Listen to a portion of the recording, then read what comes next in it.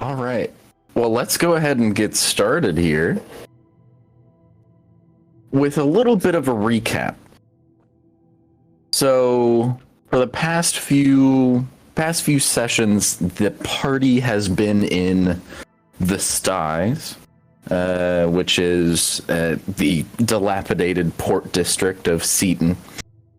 After a series of magical items were stolen from some significant nobles in Saltmarsh,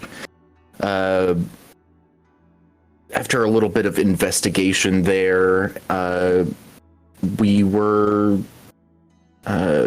signs seemed to be pointing towards Seaton, and the stage was set when the party, half of the party, accepted a quest from a wealthy patron named L, that likes justice. This quest to kind of solve a murder mystery. The simultaneous victim and accused was seemingly victim and accused was Jarme. He's a fisherman from the Styes that, according to his advocate, Master Refram, a priestly inventor, was absolutely too good of a person to have done these heinous crimes. So in our time in the Styes, we've spoken to a few people and gotten into a fight with a slimy tentacled creature. Signs keep pointing towards this mysterious character named Mr. Dory, afflicted with some kind of illness that requires use of heavy perfume and heavy clothing. He rarely, the very wealthy man, he rarely leaves his warehouse. Our last session, the warehouse was infiltrated by a couple of cats.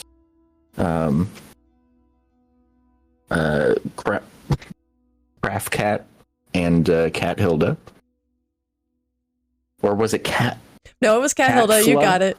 Or what was Craver? What was? Let's go with Craft Cat. I like Craft Cat. A couple of cats infiltrated the warehouse and discovered pretty much everything they saw in the warehouse seemed rather legitimate and above board, but as a last attempt to see if something was fishy, pun intended, Cat Hilda ripped out a page of the ledger with her little cat teeth and ran out the door. And so that's where we start. That's where we start tonight. Cat Hilda has just hopped over the fence, carrying a piece of the ledger in her mouth.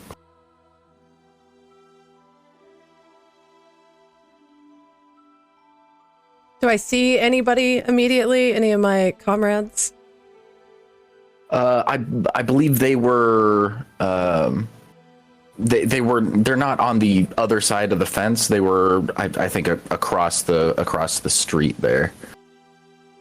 Yes. Well, in classic cat fashion, I have a very aloof prance towards that place across the street. You better keep prancing, because Craft Cat is after your tail. Oh God. I prance fast, swiftly, swift as this Cat Hilda can prance. I mean, it's hard to tell which direction she's looking. with those eyes. All directions. Her peripheral is massive. She sees all. She's gonna find Gunther. She's gonna look for Gunther. Yeah, I imagine Gunther's kind of keeping an eye out. I think we were standing in an alley pretty close nearby to kind of stay out of sight, but just be ready in case it was needed. Yeah, she's gonna come up to you and kind of do like a little weave motion through your legs, with the paper in her mouth still, and just making these horrible like sounds. I believe we established that she can't speak as a cat form, right? Like that is correct. Yeah. Your physical limitations are profound. Gunther will go to exchange the sheet of paper for the string that I think they were playing with earlier. Yes. She's stoked. And he'll take a moment to read that sheet of the ledger, share it with Corin as well. Well, what's it say? All right, on the ledger is it's a perfectly normal ledger. It seems to be probably like a quarter of the way down the page. It has a couple of entries for a couple of alchemist, small alchemist businesses paying for storage, like overnight storage for about 3 days. That was what was currently being entered into the ledger.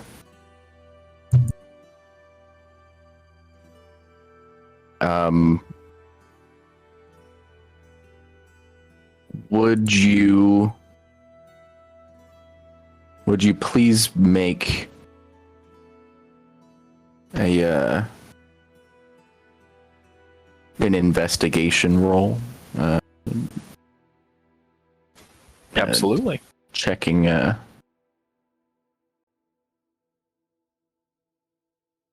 Good lord, that's pretty good. Oh yeah. Starting off strong.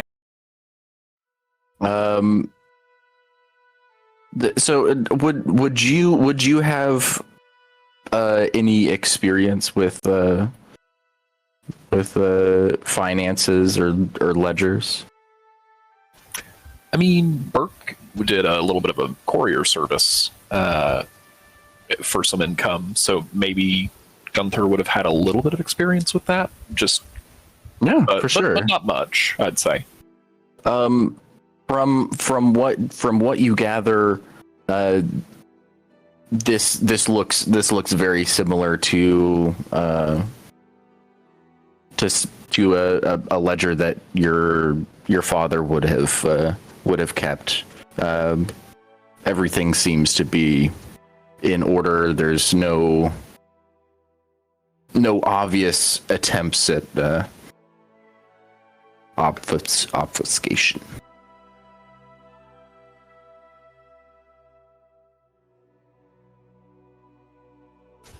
I think I'll share as much with the group here. I know 2 of them are cats, but I think they can still understand us, right? They just can't speak. Or maybe they don't know. That I think, yeah, they can perceive. I'm not gonna comment on what's going on inside of Cat Hilda's head. It's that's a scary place. You start explaining things, but at your feet you hear because she's trying to eat the string. She's not listening. You gave her string. Okay, so it's just a normal ledger. Yeah, looks like just a normal ledger to me. Well, that's not very helpful.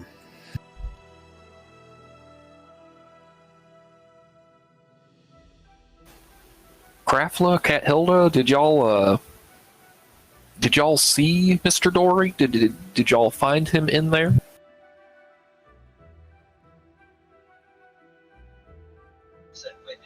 Craftla starts grooming himself.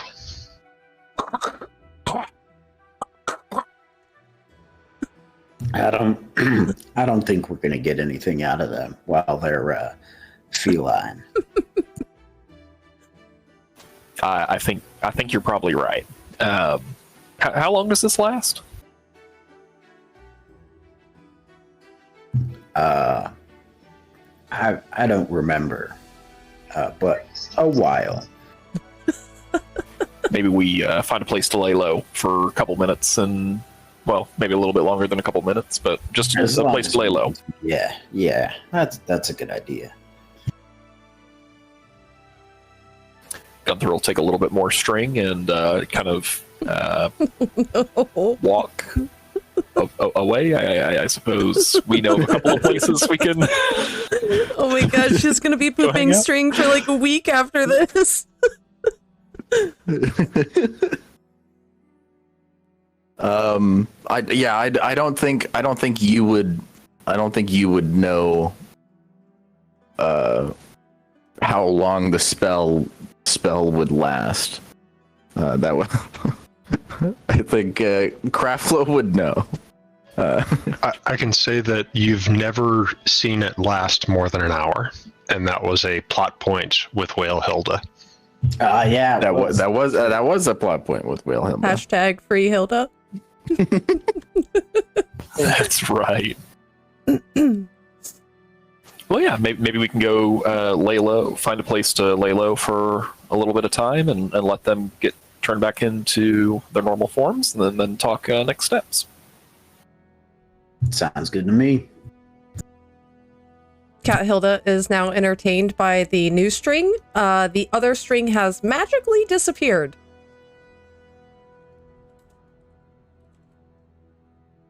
She's a magic cat. Pretty soon, Cat Hilda's going to be like a magician, just pulling scarves out of their throat, but it's going to be string. Out of her butt. Yeah. Yeah. There are a plethora of abandoned buildings around. It wouldn't take much to just pry loose a couple of boards and hop into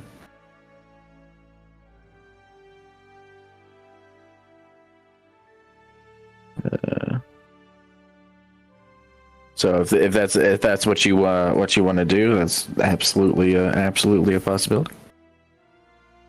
Yeah, let's do it. Yeah. Okay, I would say probably like two buildings away there. You find a two-story building that has definitely seen better days. But the bones are good. The bones are good. And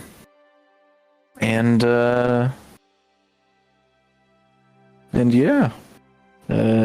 You let yourself in. There's you don't have to really break any boards to get in. There's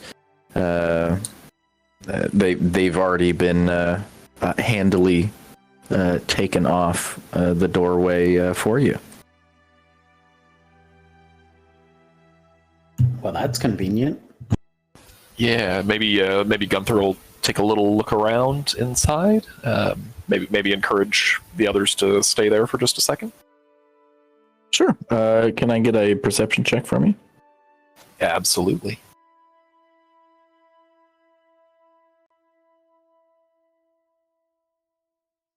Oh no. You. That's a crit fail. Nice. Oh no.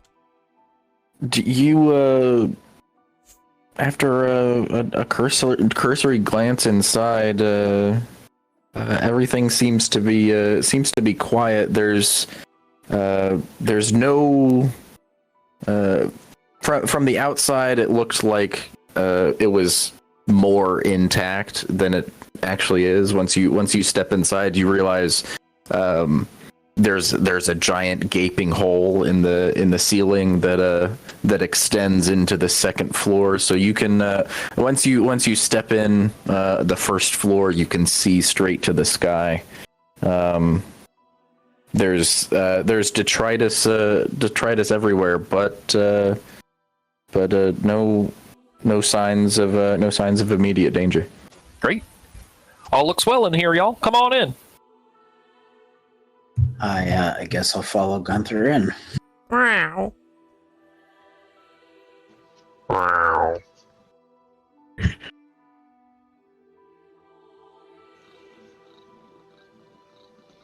And I guess we wait for the cats to turn into not cats.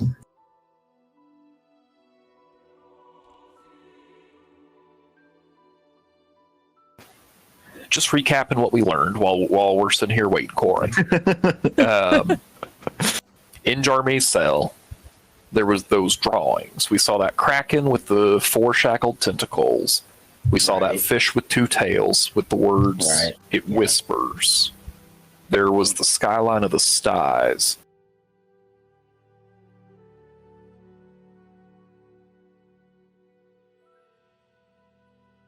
Yeah. Mr. Dory was the one visiting Jarme. Right.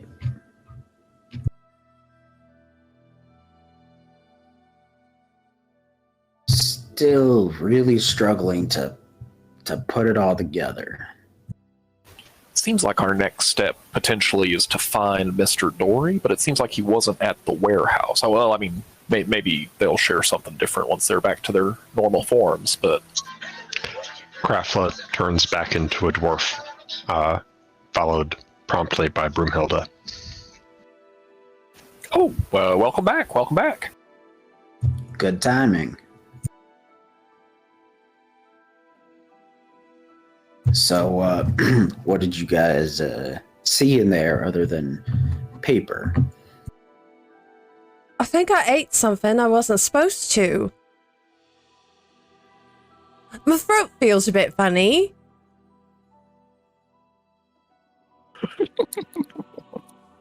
Yeah, okay.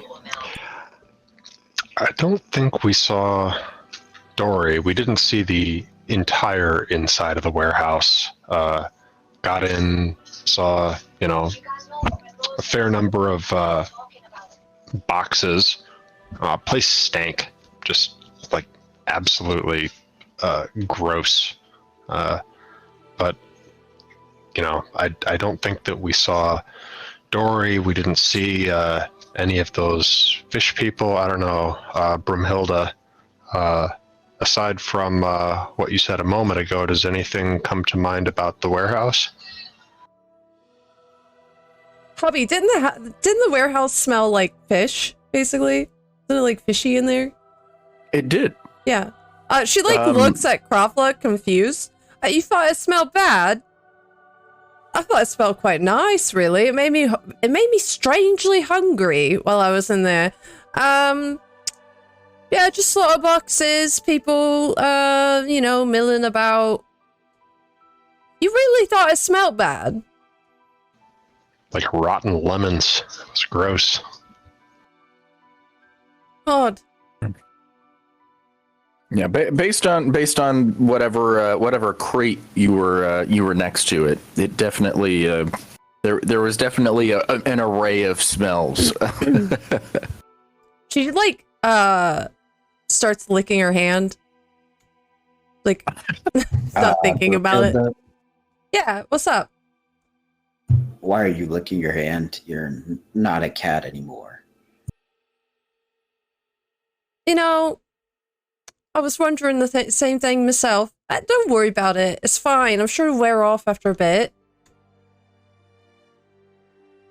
Yeah. Okay. So you guys didn't see Mr. Dory in there? Who's that?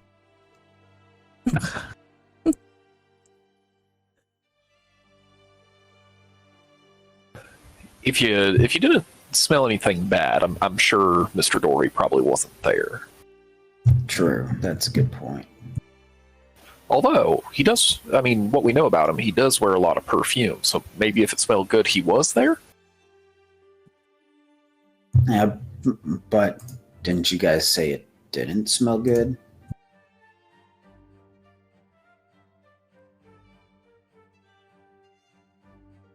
I thought it smelled fine, really. Like I said, it made me hungry. You're always hungry. Don't you judge me.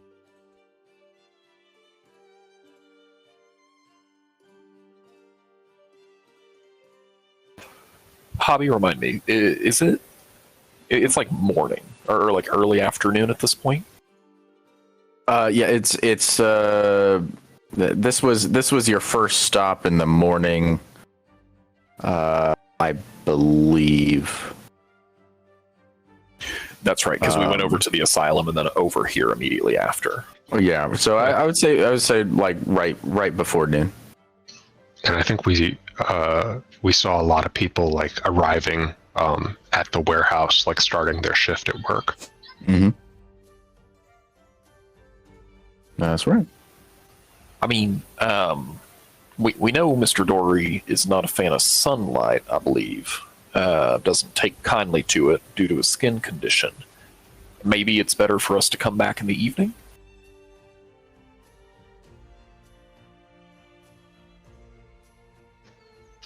We could surveil the place, see if we can find, someone matching the description of an imposing figure in a heavy coat, either going in or out. I don't know how long that would take. Sure. I mean, I've got this hat, so I could disguise myself like one of them. I could even surveil from the inside if need be. Not the best at performing, though. Not the best at lying. I think didn't we talk about doing that before and decided it would be better to just send in the cats first? That's right. Yeah, that's right. What about that piece of paper I brought? Didn't I do good? I did good, right? Yeah, you did great. It was very insightful. Thank you. Do you think I could have fish for dinner? I got like a real craving for it all of a sudden. Because I did so good and everything.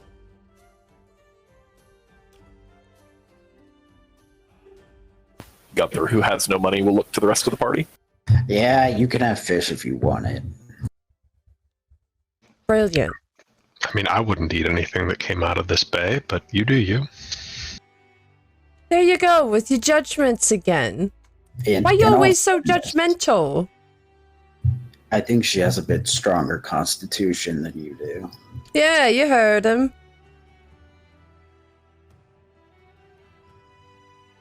We can't all be strong dwarfs, can we? I certainly can't compare to your practice ingesting poison. Yeah, I got quite a knock for it.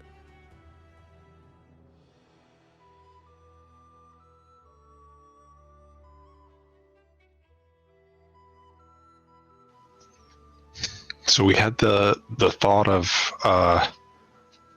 Gunther trying to sneak in. We had the thought of trying to spot Dory going in or out. I don't know. Do we want to pick one or the other or both? Anyone got any other ideas? Maybe we wait till sunset and play our cards then, whether we're surveilling or otherwise.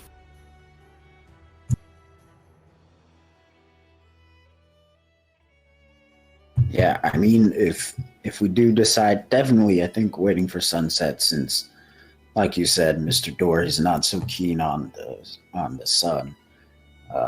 If we do decide to try and infiltrate, I can go in with Gunther.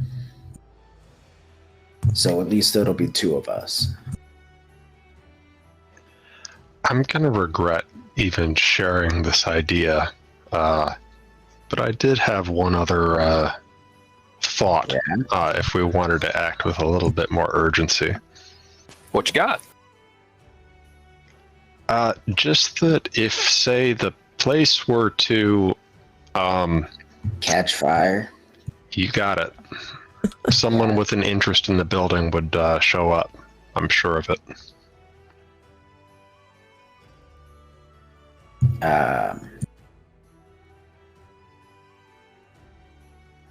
Right. So, can you light things on fire?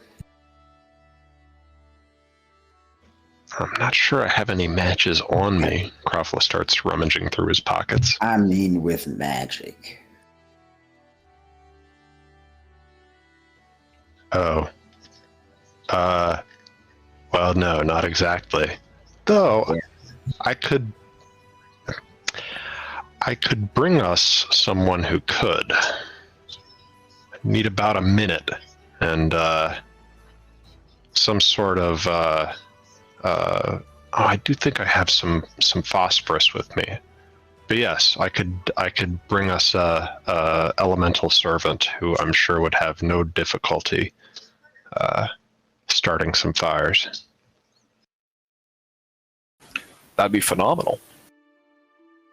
We probably have to be a little careful though, because that oil slick next to the building, if that catches, that would be disastrous for all of the styes, I would guess.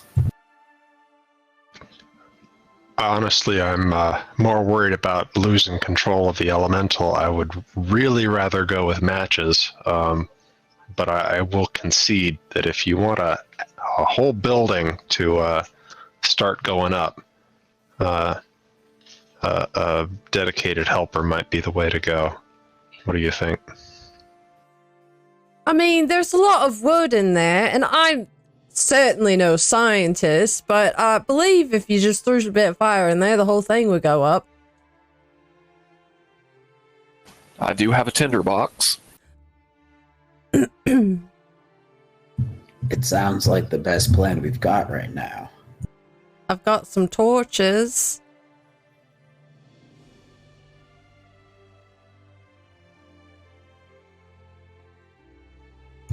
Yeah, you know what? Let's do it. I got a good arm too, you know, really strong, and she like flexes specifically at Gunther. Probably could throw pretty far, I think. Then help me put together a little bonfire here for the focus. Take me about a minute to summon the elemental, and then we're going to want to spread out so that we can try to spot Dory if and when he shows up. I don't know if he's in the warehouse and he's going to come out or what might be going on, but we're going to want to spot him.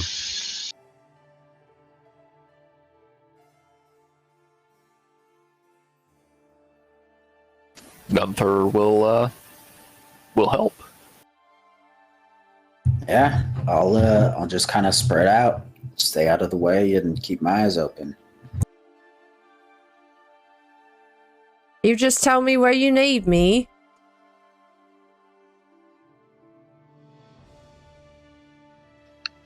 All right. If we can get the little bit of bonfire going, I will begin the ritual. Hobby, I hope you were ready for us to go with the nuclear option tonight. Oh, I was. Everything's fine. I'm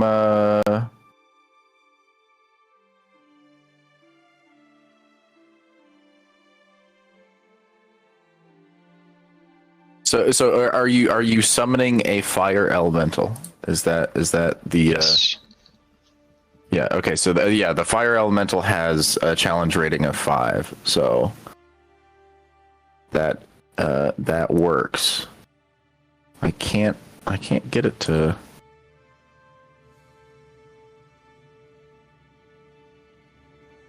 For some reason, I don't have a fire elemental, but sad.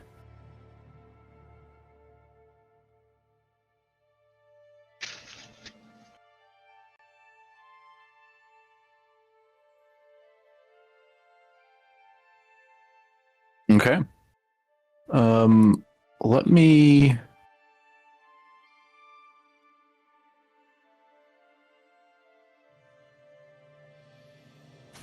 Hobby, do you need a token for a fire elemental? That would be great. I'll send one over to you in Discord. Thank you.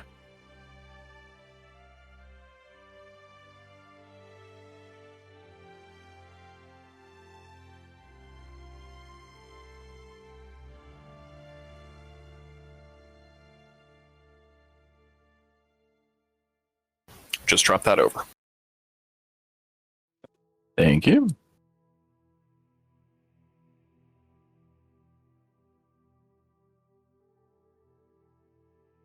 Okay, so as you begin the incantation, so you're going you're doing this inside this abandoned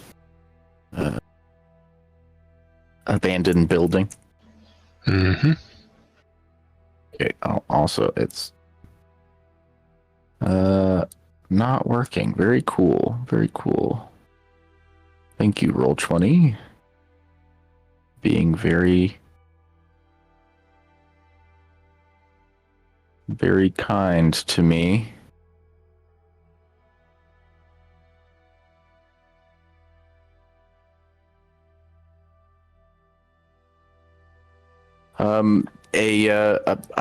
A puff of smoke first starts, but it quickly transforms into embers, and then a shape comes out of it. If I can get this stupid thing to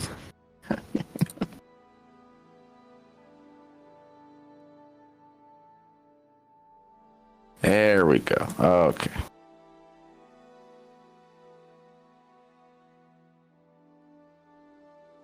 It is coming. It is coming very soon, I promise. Craftla, does it normally smoke this much? This doesn't look like it's going well. I promise I've done this before. All right. I have it in Oh, you guys are in the main Yeah, I don't thing think we're in the anyways. same area. We don't have a well it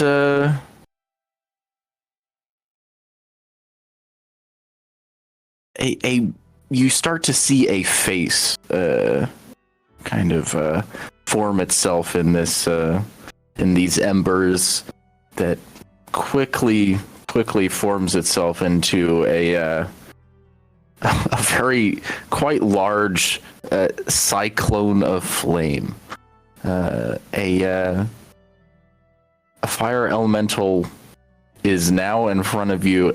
It's getting very hot in the building, by the way.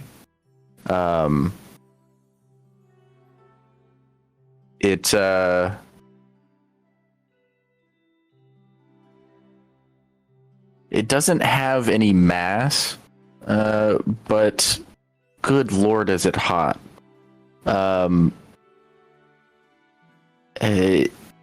If you're you might want to you might want to step back. This building isn't very large. And if you like if you're within 5 feet of it, like it's so hot you will start taking damage. Yeah, nah.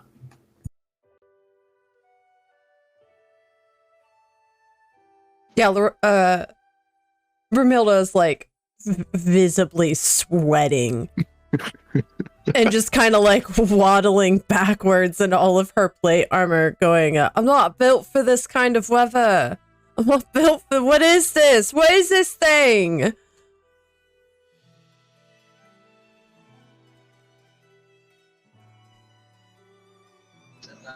I would imagine that at least until the casting is complete, Krafla is really just focused on the incantation. So it takes a minute for this casting to complete, and once it's complete, it begins to speak to you, Krafla.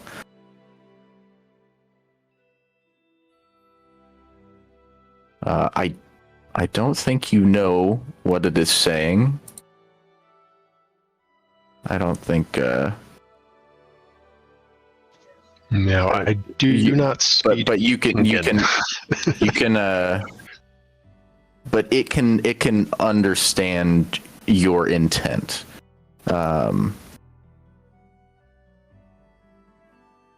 So what would you like? What would you like the fire elemental to do? It is able to do your bidding. Wait 1 minute while my companions and I spread out, then burn that warehouse. Krafla points at the warehouse that Dory owns. Focus on the building over the workers inside unless attacked. Defend yourself. If I or my companions, gesturing to everybody here with me, are attacked, defend us. 1 minute, starting now. All right, folks. Yeah. The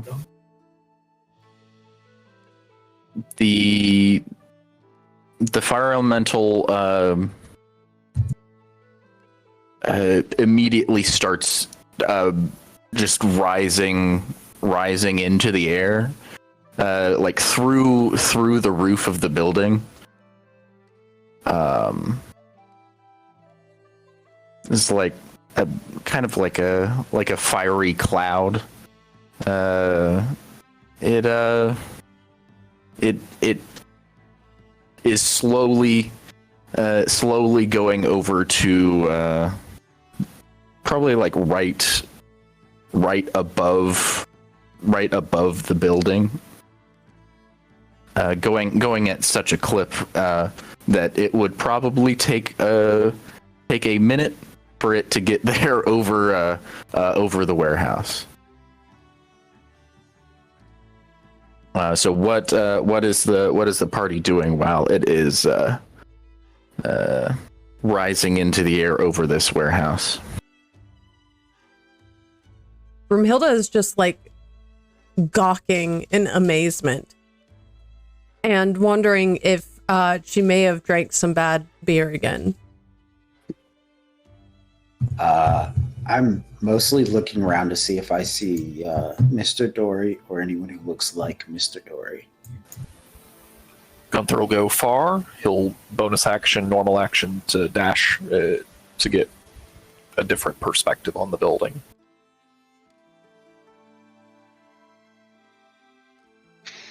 Krafla grabs Broomhilda's hand and takes off after him.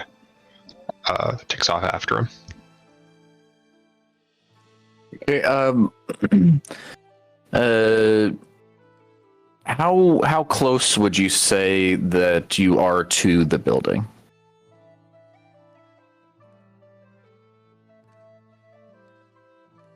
To the warehouse. Gunther will get as close as he needs to be able to see, get a clear view on what's happening. Whether that it means disguising himself so he can get extremely close, or keeping a little bit of a distance back. Whatever is providing that clear image. Sure. Yeah, probably the same. I wouldn't say probably no closer than 10 feet. Sure.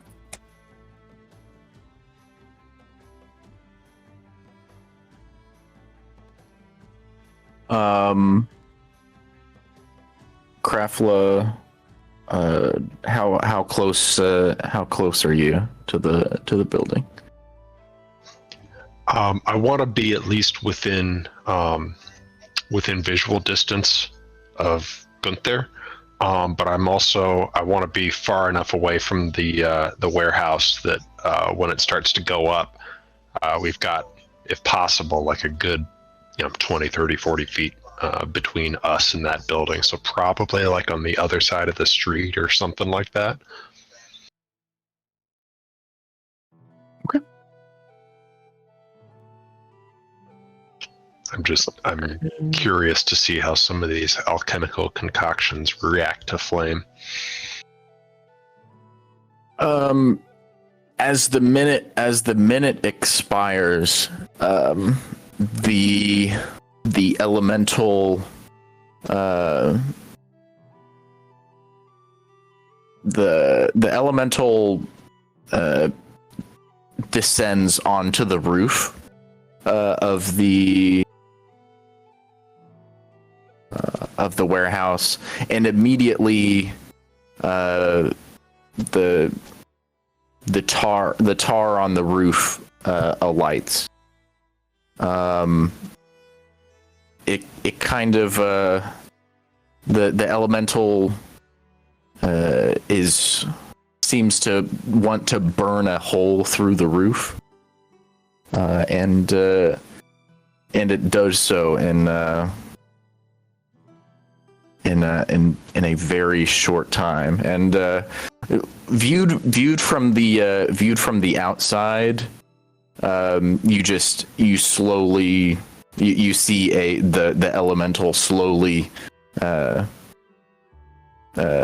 of like melt through the top of the roof, then out of sight. There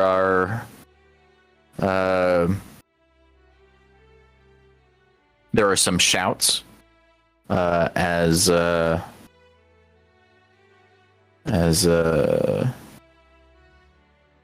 the elemental comes into view, and then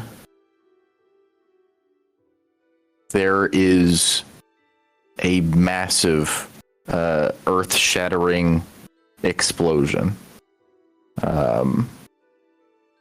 The alchemical supplies in the building are extremely flammable. This explosion reaches out probably 15-20 feet from the building. It's an insane array of colors. Just as each crate gets lit, a different color of unholy fire gets released. Everyone in the building is probably dead. Whoops.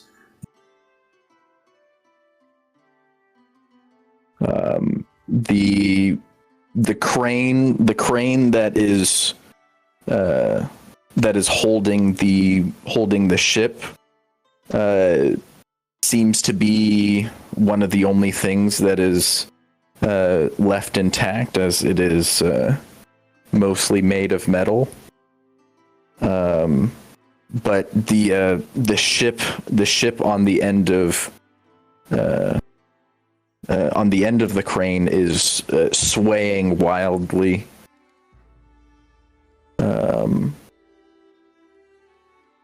Immediately,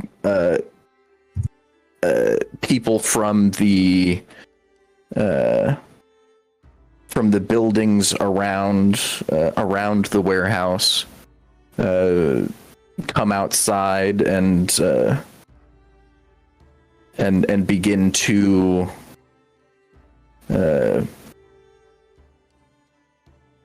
make a line from the nearest water source, the nearest actual water source, which is probably over here. They make a line from the nearest water source to try and fight this blaze, to prevent it from spreading to any of the nearby buildings. I think Krafla's going to try to do his best to get on that line in a position where he has visibility into what remains of the warehouse. Currently, the fire elemental is still inside, doing its best to follow its last command. It will continue to set things ablaze. I think Gunther will hop the fence toward the back of the warehouse just to see if he can see inside in the blaze, see if there's anyone who needs help. If on the off chance anyone survived that thing, he'll try to pull them out of there.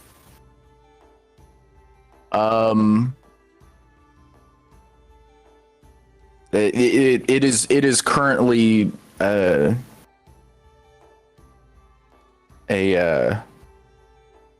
it is actively on fire. So if you try and brave the flames, you will probably get burned.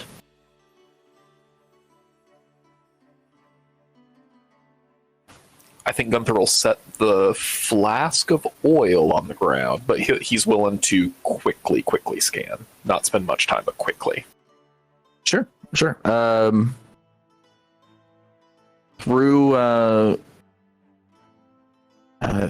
the door, through that open door, you can't. There's just flames.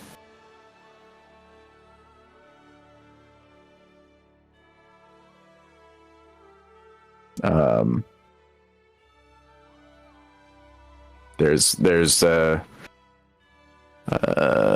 no like cries for help or anything like that.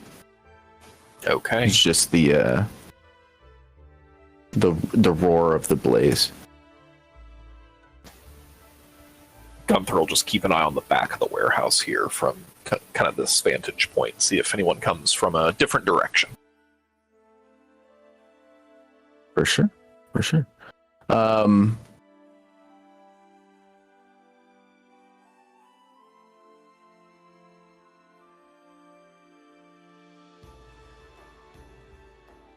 You do see anyone that is in view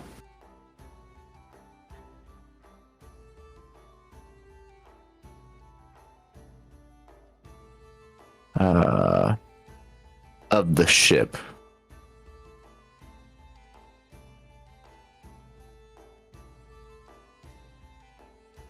Sees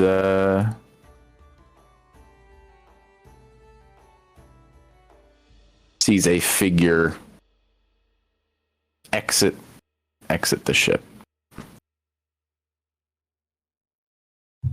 Does this figure look perhaps similar to what we might imagine Mr. Dory would look like? It does. He is as he's kind of shielding his eyes from the bright blaze.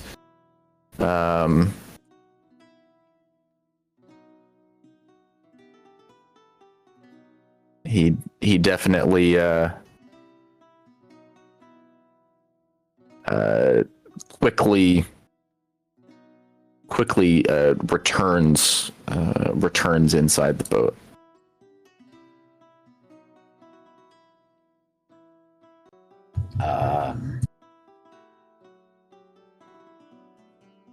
I am going to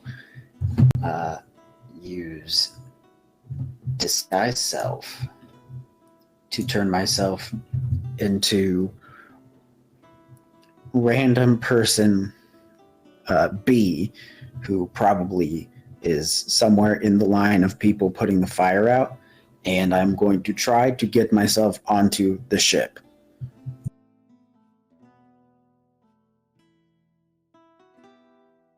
Okay, what currently the only way to the ship. So this kind of this crane platform here is metal, and is largely intact. Okay. The crane itself is also right. But in metal. order to get there, I'd have to be able to get through the warehouse. The warehouse, which is currently on a absolute conflagration. Yes.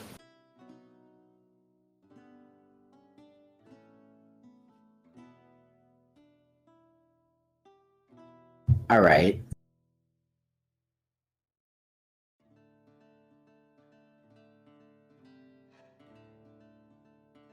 Here's a thought.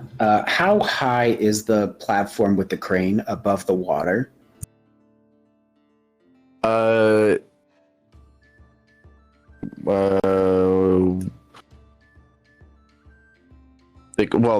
crane, the platform is on land. Right, but it's the ship is over the water, correct? Yes, so it's three. This is 3 stories up. So this right. So about like 30 feet, 40 feet, and then like 10, 20 feet above that is where it's connected to the to the boat. Well, then I'm all out of ideas until the fire is out. So I guess I'll start helping with the fire. So it's just what, like sort of dangling in midair, and there's no obvious way to get to it.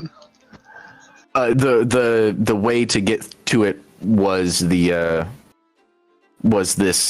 this door here, and you could. It has like so like brace warehouse, basically. Yes, it has like it's on like a metal tower, and so you could definitely like try and scale up the tower, but there's no obvious like ladder or anything on the outside.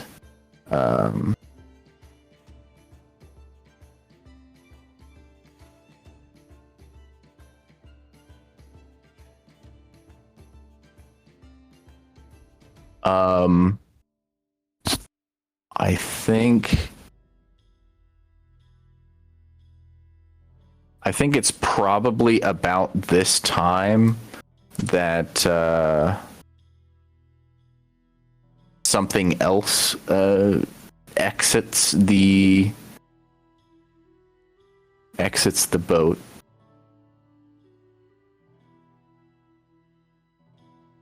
And begins to lap around the top of the tower. God, what the hell are those?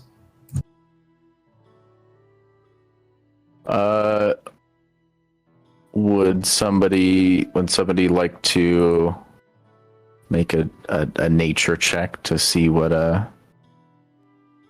these are?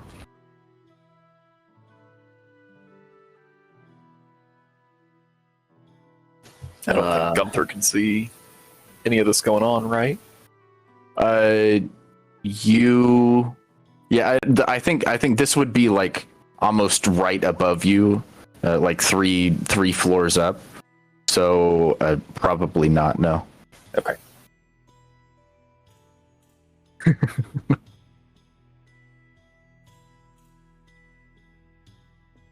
What a roll.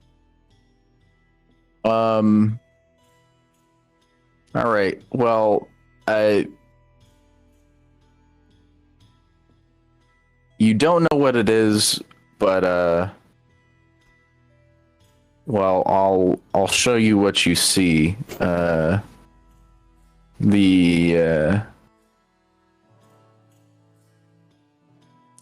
picture really does them justice, I think.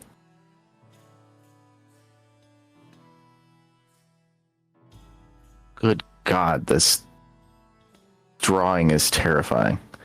All right.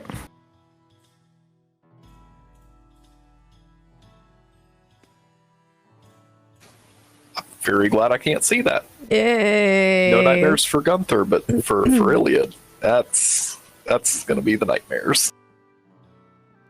So it has a vaguely humanoid head. The body of a great cat, and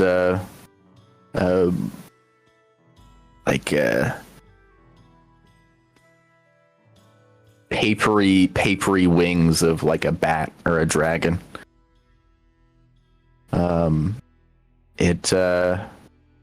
Its tail is much longer than a normal tail of a great cat, but it has spikes on the end of its tail.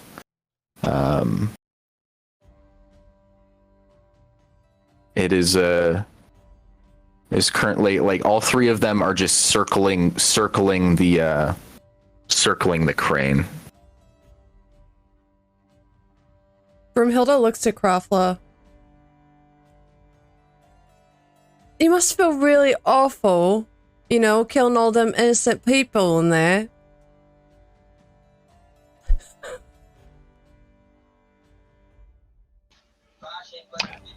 Is Broomhilda saying this as we are together with presumably a bunch of townspeople on the bucket brigade? Yeah, good. Yeah, Krafla is currently what's happening right now. Yep.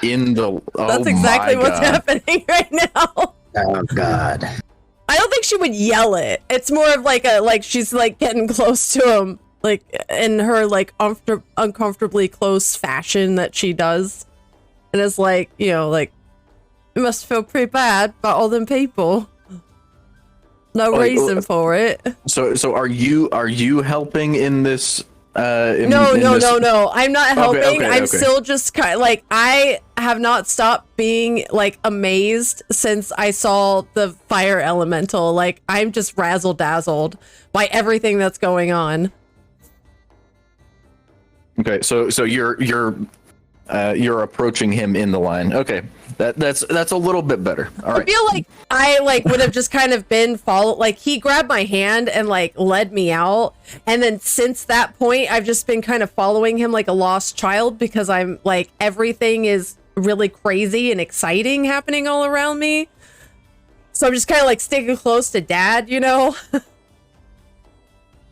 but not helping. No, she's pretty useless right now. All right. I think Krafla would do his best to non-verbally signal to shut the fuck up, and verbally say, Broomhilda, love, why don't you grab a bucket and help us here? I don't know if that's going to help. Do you see the man cats now? The man cats have come up out the ship. I don't know if buckets are going to help anymore, Krafla. I think we got bigger problems. Look at the man cats. She's just like pointing at these horrifying flying beasts.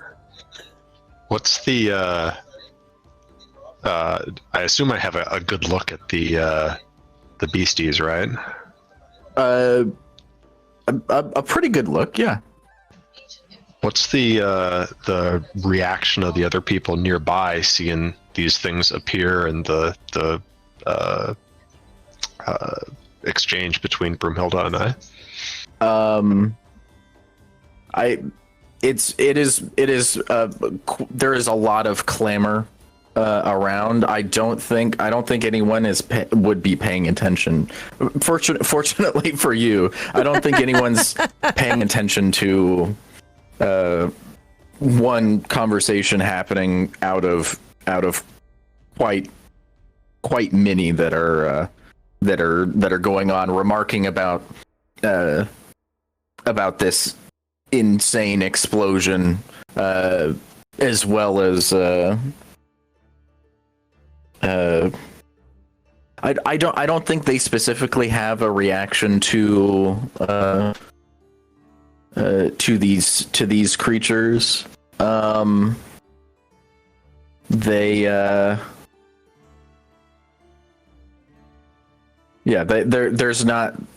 They're still reeling from the explosion. So you don't really know if they're not reacting to these creatures because they've seen them before, or because there's too many other things happening, or maybe they just haven't seen them yet. So I think Kraflo will take a moment to be flabbergasted and stare at the critters, and after a bit, assuming nothing changes, probably go back to the bucket brigade. While you're staring at the manticores, Broomhilda is just like reinstilling her opinion on everything right now, and just saying to you, like, you must feel like an idiot, don't you? This is horrible. This is like the worst outcome I could possibly think of.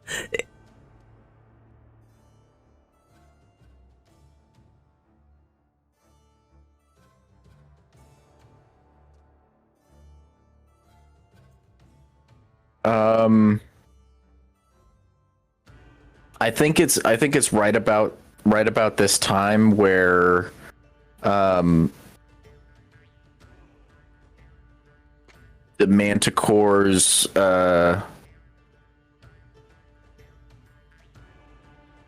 all kind of like stack up on this side, and they do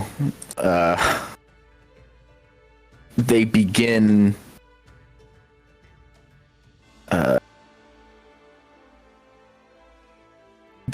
flinging the spikes in their tails at something inside of the warehouse.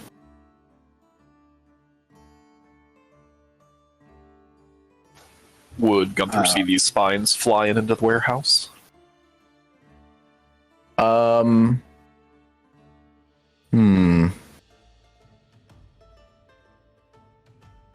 I think they're moving a little bit too fast for you to like, and they're not. It's not like large. No, I think this is largely still happening over your head. Perfect. As like you may like hear the groan of the of this metal tower as they brace themselves to fling their tail spikes, but and you might if you look up, which you if the tower is groaning, I think you probably would. You'd probably be able to see like a bit of wing, maybe a flick of the tail. Okay, yeah, I think with the sound of the tower groaning, Gunther will look up, see what you just described, be a little bit concerned, and try to get a better vantage point to see what's going on up there. How would you like to get this vantage point? Probably just trying to get some like horizontal distance so he can see what's going on. So maybe group him back up with the bucket brigade. Okay. Yeah. As soon as you kind of like exit the fenced in area, you see you see these beasts.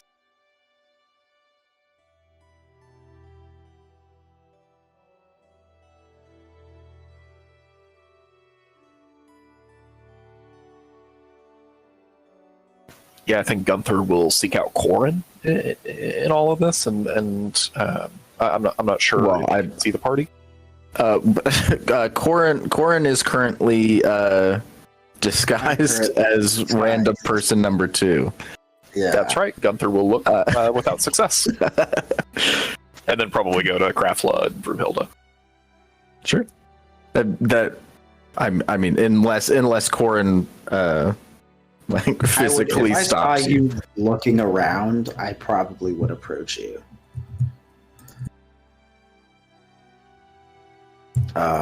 What's up, Krafla?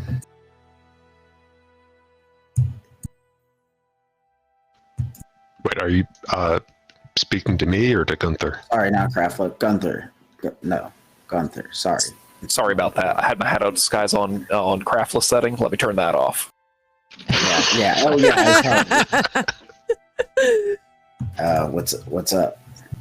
Do we have a game plan here? What the hell are those things? Ah, those are horrifying. I mean, yeah. No, there is no game plan. How far away are they from Broomhilda? Probably depending on where you stationed yourself in the fire brigade, between like 100 and 1,000 feet. Oh, okay. Because like the line of people stretches to the bay. Right. This seems to be like an event that may have happened before. People, Yeah, alchemists working with volatile chemicals. Like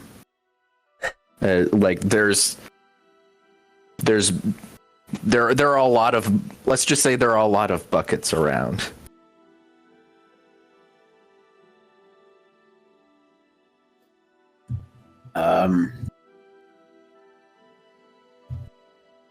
I think they're protecting Mr. Dory. What do you mean? Did you see him or something? Yeah. Oh, you weren't out here, right? Yeah, I saw Mr. Dory poke his head out of the ship, and then a few minutes later, I heard, or those things came out. So I think they might be protecting him.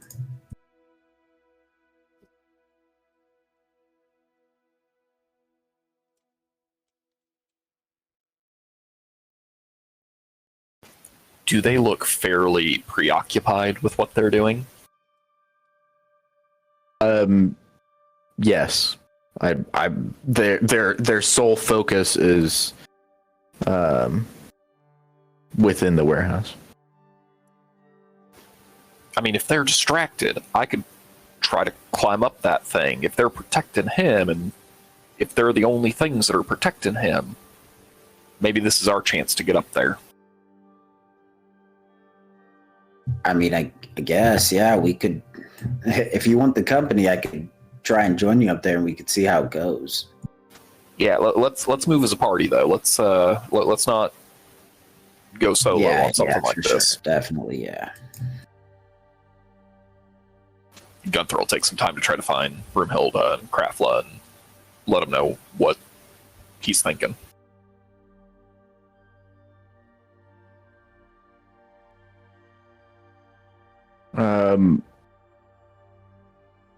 Okay.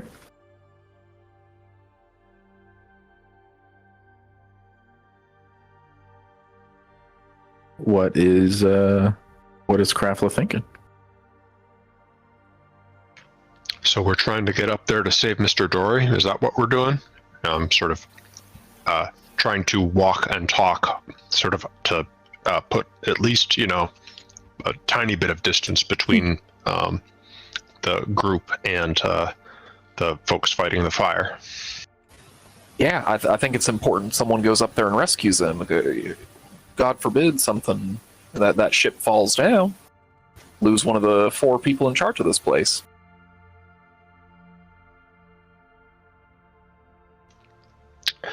I don't know how easily I can get up there, but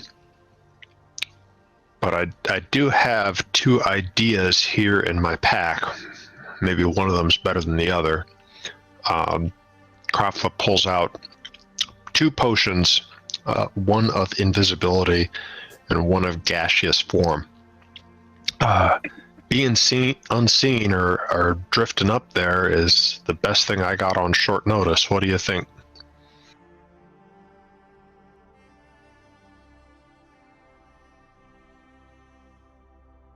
I mean, it sounds like a better plan than trying to climb it while we could be seen. That's very true. I mean, I've got this robe, so if they do spot me, I could blip out. But then I'd be gambling. I'd be rolling the dice on when I come back if they'd see me. I know time's of the essence, though. They're distracted now, so maybe climbing unseen would be a little bit faster, or and probably safer. Yeah, and I feel like if you could, you should probably take Broomhilda with you. Broomhilda to protect Gunther. Oh yeah, I'm trash at fighting if it comes to that. So I'll protect you. She flexes at him again. My hero, let's go. She trots off with him instantly. And as they're once they get a distance away, she's like, "Can you believe Krafla killed all those people in there?" As Broomhilda is starting to walk away, Krafla grabs her sort of on the shoulder and presses the potion of gaseous form and the potion of invisibility into her hands. She pulls out her potion of gaseous form. She still has one, and she gives it a little shake in the bottle. She's like, "Well, I still got one of these, so keep that for yourself, just in case. Just don't get too close to that fire. I've seen what an old toot does in a fire. It's not pretty."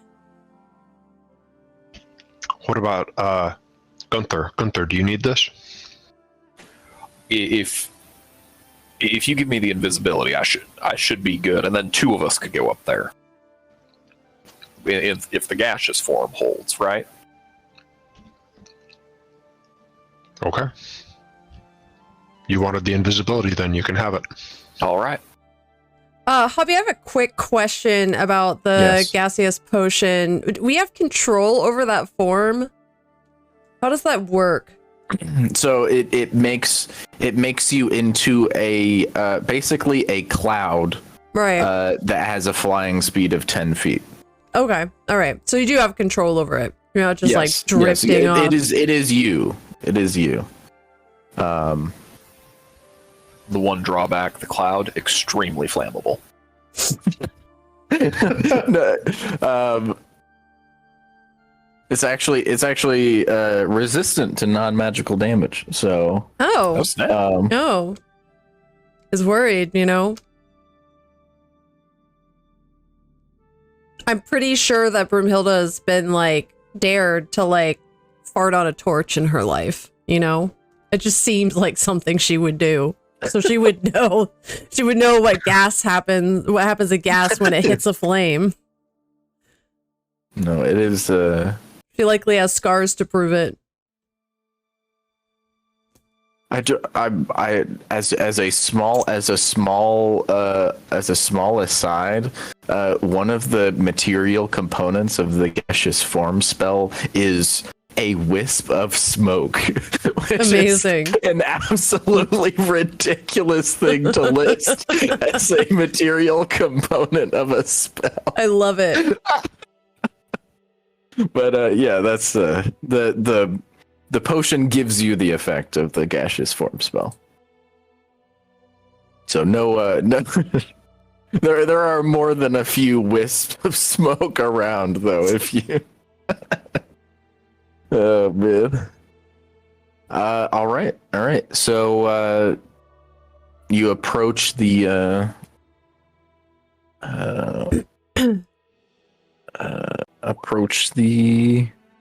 burning warehouse.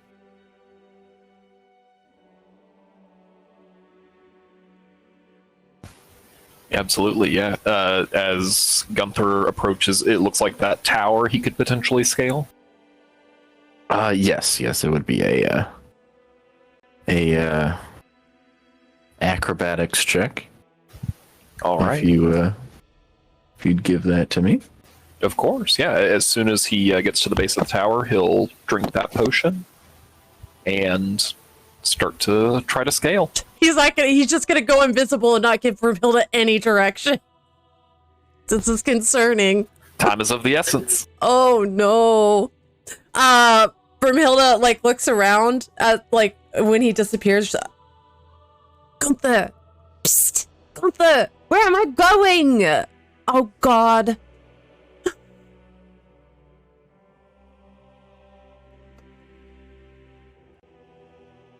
Does he respond to her at all?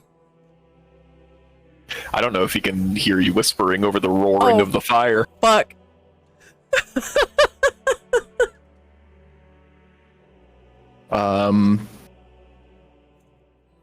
It's well, first this is a pass. But it does take you a little bit to try and get up this tower.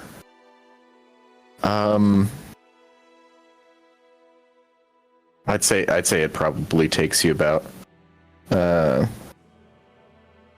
almost 3 whole minutes to find your footing up this tower, and no one sees you go up. As Gunther's scaling, I think the thought crosses his mind that he didn't ask how long the potion lasts. So he's sweating for a couple of different reasons. Maybe the heat of the fire and a little bit fire, yeah.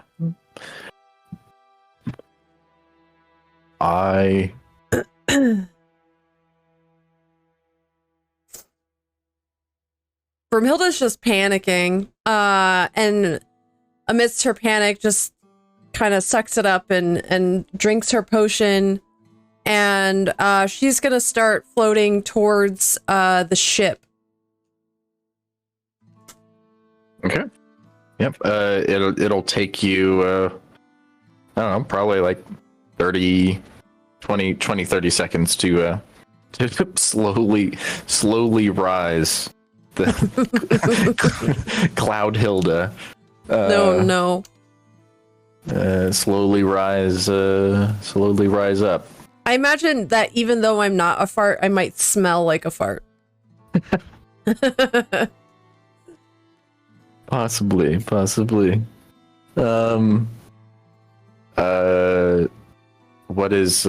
What are Orin and Prafla doing?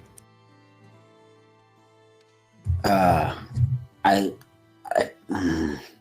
think I might be trying to follow Gunther,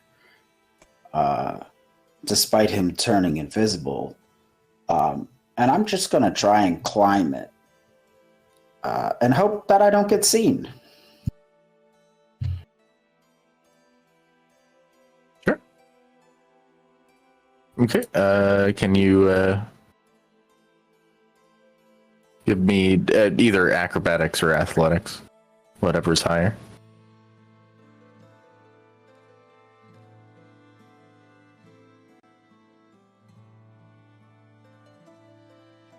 big. Huzzah. Definitely a success. But like as soon as you get about 10 feet up, like, you still haven't dropped your disguise, right? Yeah, I just look like a normal person. And you explained this to your party, right? Yeah, before they all decided to run away. Just like some random dude is following. Congratulations, you're on the team now. Yeah. Some civilian. I too can be a hero. Oh my gosh. For varying values of heroism. Yeah, you go ahead and climb up. Do the danger birds see me? Well, Gunther. Well, okay, so right about halfway up or so, and Corin, you'll the invisibility doesn't hide the sound of your actions. Sure.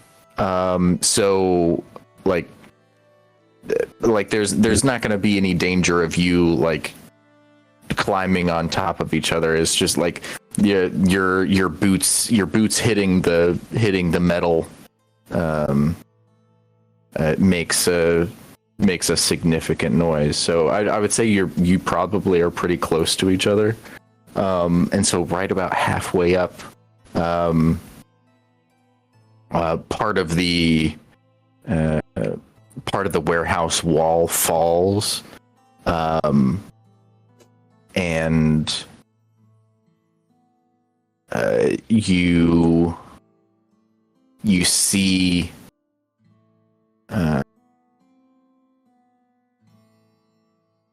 the fire elemental just like going along various boxes and just like incinerating the box. But the fire elemental does look quite a bit like more dim than it used to.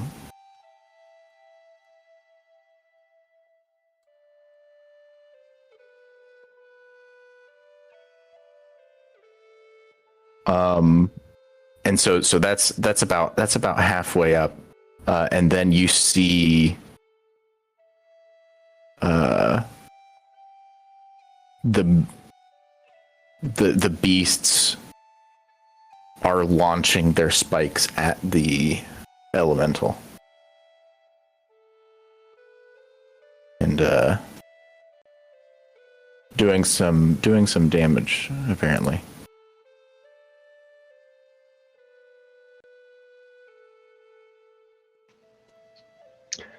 The elemental is resistant to the physical damage, right? It is, yes. Okay. It's just really getting peppered. It is getting peppered.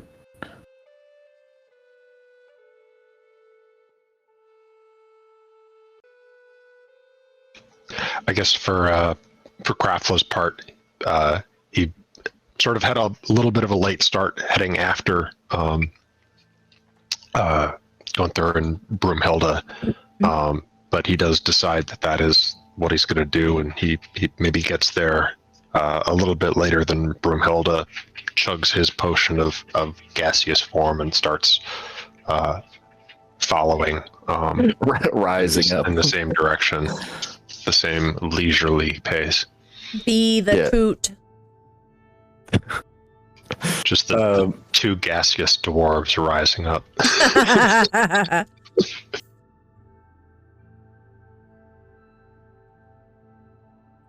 I would have. Oh, go ahead. Okay, so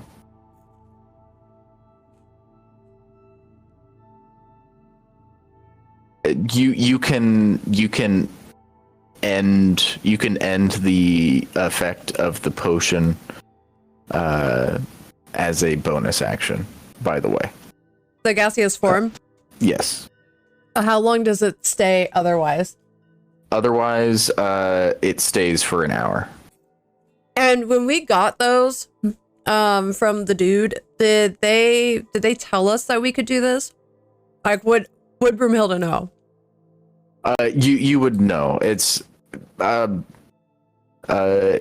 just the way magic works. It's just like if you have the effect of a spell on you, like it would make sense that you could end said effect. It's not like some kind of curse or poison. Like it's supposed to be a benefit. So yeah. Okay, I would imagine that she would probably have stayed in this form, and she doesn't really know what's going on or what she's supposed to do, but she knows that we're supposed to be going to the ship. I would assume she knows at least that much. So I would say she probably goes inside the ship. Am I like... I'm a cloud, so I'm like a visible cloud. I'm not like just like invisible gas. No, you are visible. Okay.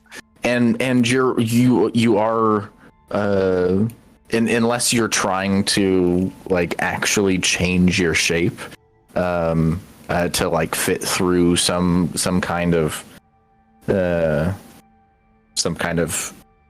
entryway or hole.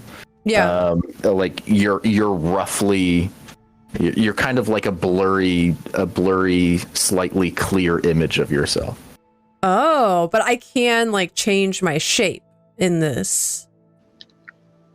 Yeah, like within reason. Yeah, I would imagine that.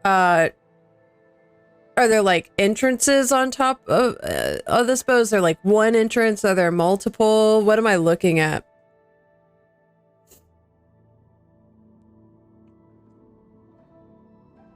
For the ship,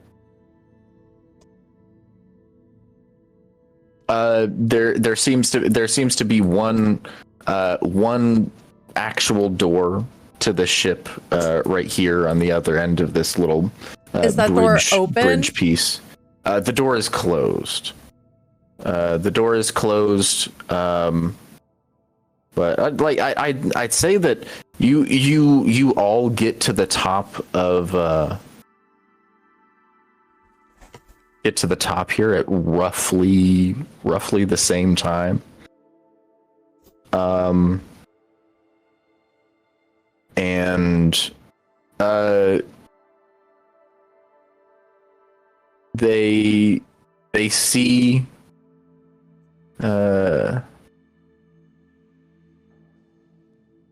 Corin immediately.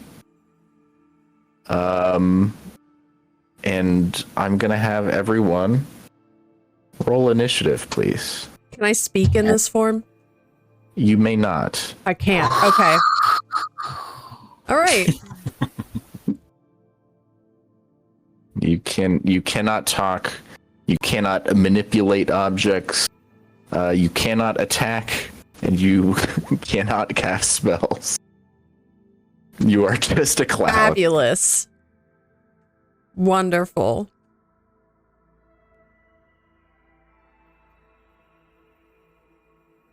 Okay. Are you putting little tokens on the board for us? Yep.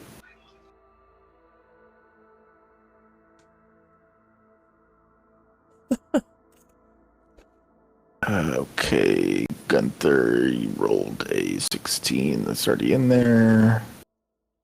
Corin rolled a 3. I've rolled a 6. Perfect. All right.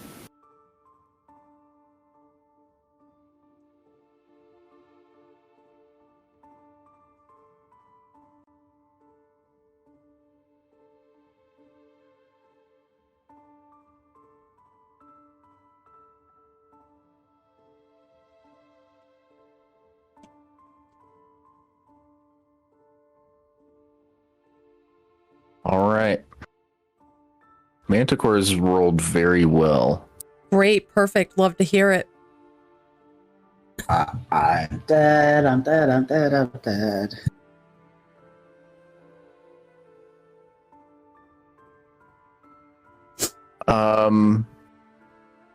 Oh, I suppose. Let me go ahead and reveal.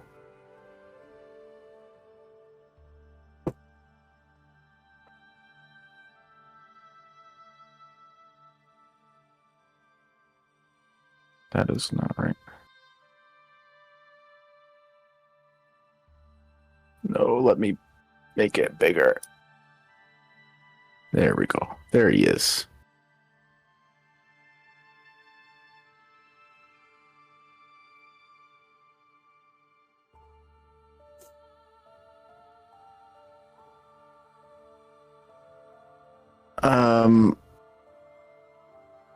Okay. So, the fire elemental is right there. Okay. Be there. Okay. I think okay, so this Manticore is going to act first.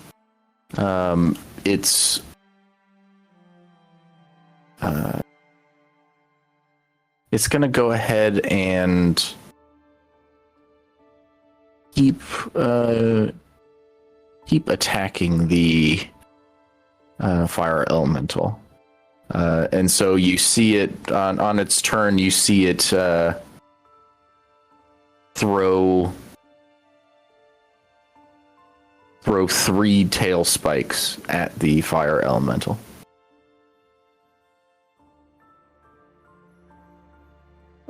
The next Manticore, so you're right about there. Okay, so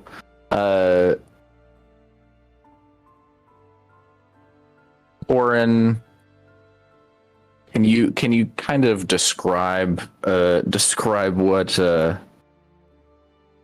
what you're doing as you go ahead and like crest the edge of this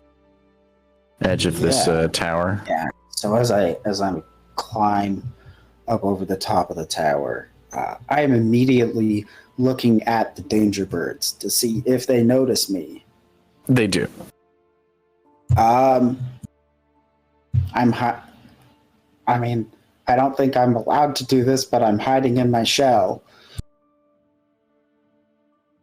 And so you get up onto up onto the platform, and then as soon as I can, I am hiding in my shell because I'm terrified of these monstrous, horrifying creatures. I mentioned they're scary.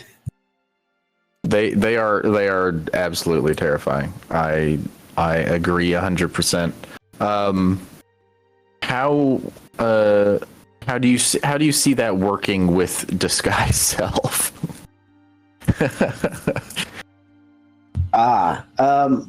Imagine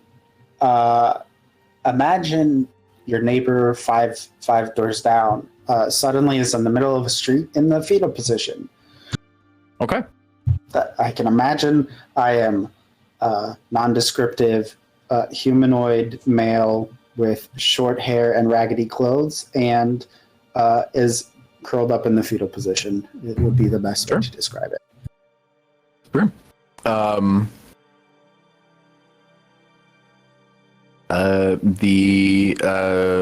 The Manticore is going to whip around and give 3 attacks. First two claw swipes and then a bite. First claw is a miss. You have a 19. 19 in hiding mode. Is Or it right- 19 right? hiding?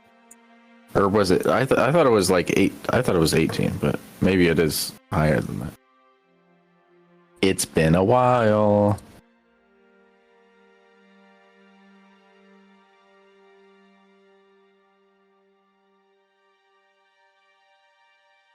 For some reason, it's telling me that I have 19. Let me look on D&D Beyond.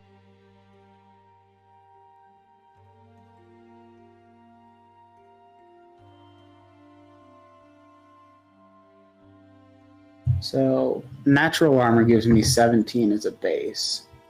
So you should be 21 then. So it should be 21. Yeah, so if I'm Right, hiding, because it's then plus yeah, 4? 21. Yeah. Okay. So you're 21.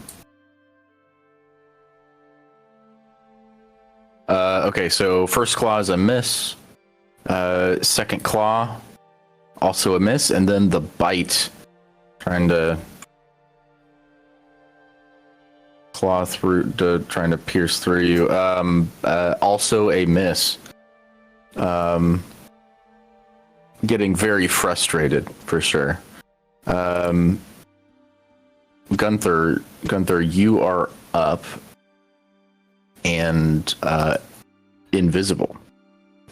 Okay. Gunther will finish up the climb to get to the top here. And he can see that this creature is attacking, has taken notice and is attacking Corin. Yes. Okay. He'll take his flask of oil and uncork it and throw it at that manticore, hoping that it's close enough to the flames that maybe getting a little oil on it would be a bad time. Sure.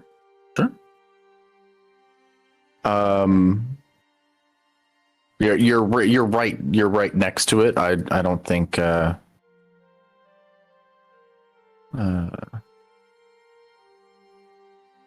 like there's any risk of you missing.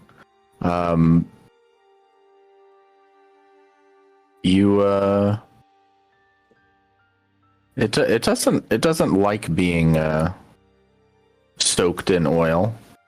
And you are definitely it's close enough where it does indeed catch on fire, and it howls. Terrible noise. It's good God, is it terrible. But yeah, it begins to burn. Okay. Gunther will shout, invisible as he is, everyone inside, and he'll use whatever remaining movement he has to try to get into the ship. You mentioned there's like a door to get in. Yeah. Sure. The Manticore. If you're moving past the Manticore, do you have ability to move your own? Yes, I do. And if it helps, I'll bonus action disengage. Sure. How much movement would Gunther have at the top here? We'll say that like you start your turn in this position. So okay. Still your max speed. I think you can get right about there. Sure. All right. Fart Hilda. You're up. So I'm just kind of gonna stay where I'm at. Toot Hilda. For this round, since Gunther yelled for us all to get away, and do I see the Catman burning? I'm not able to hear creep. I don't know. Oh my god, no, I wasn't pushing my press to talk. I'm so dumb. Don't worry about it. I'm just over here talking to myself. It's fine. So I'm gonna stay where I'm at for this round because of Gunther shouting for us to like get away from the thing. I see it burning, right? Yes, it is on fire. Yeah. Okay. I'm just kind of like hanging out right here, still in gas form. I'm still a toot. Okay.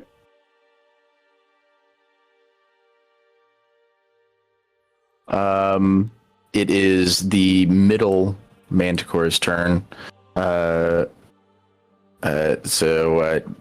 seeing the flaming, his flaming companion, he's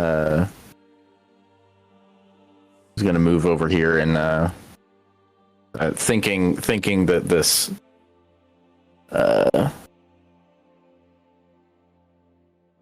this humanoid form is the cause of his companion's pain. He's going to try and eliminate it. 2 claws and a bite. Come at me. That is a. Oh yes. So I have bracers of defense, which for some reason D&D Beyond is telling me I'm getting the AC bonus from, which is why I was at 18. Oh, okay. So it should be 23. Should be 23. That is obscene. Yeah. The little known sorcerer tank.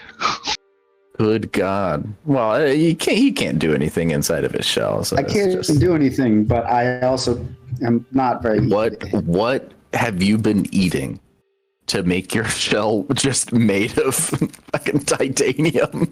I've been drinking the water here.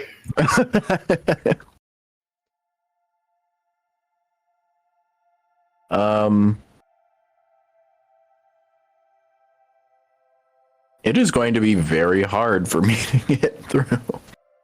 So that is a miss. Another miss. And the bite is a miss.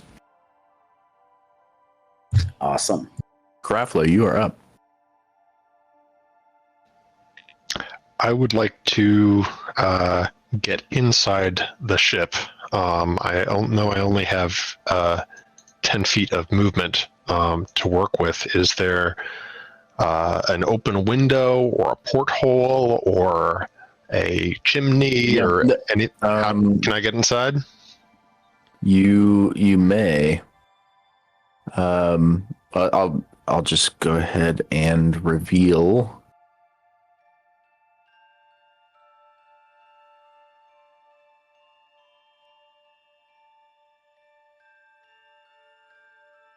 It's gonna look pretty bad for the time being, but yeah, you can definitely get inside. Get inside this door here, and I have something to read.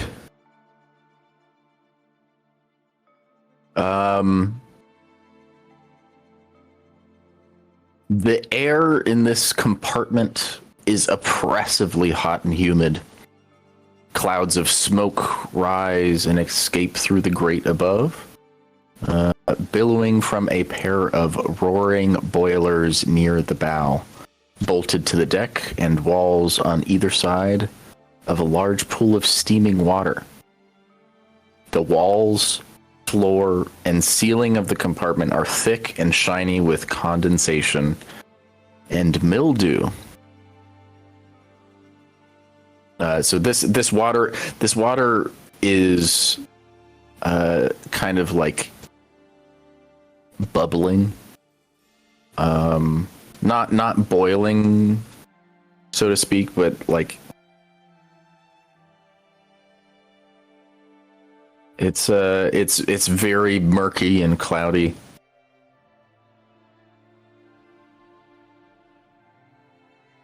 And yeah, there's another door here.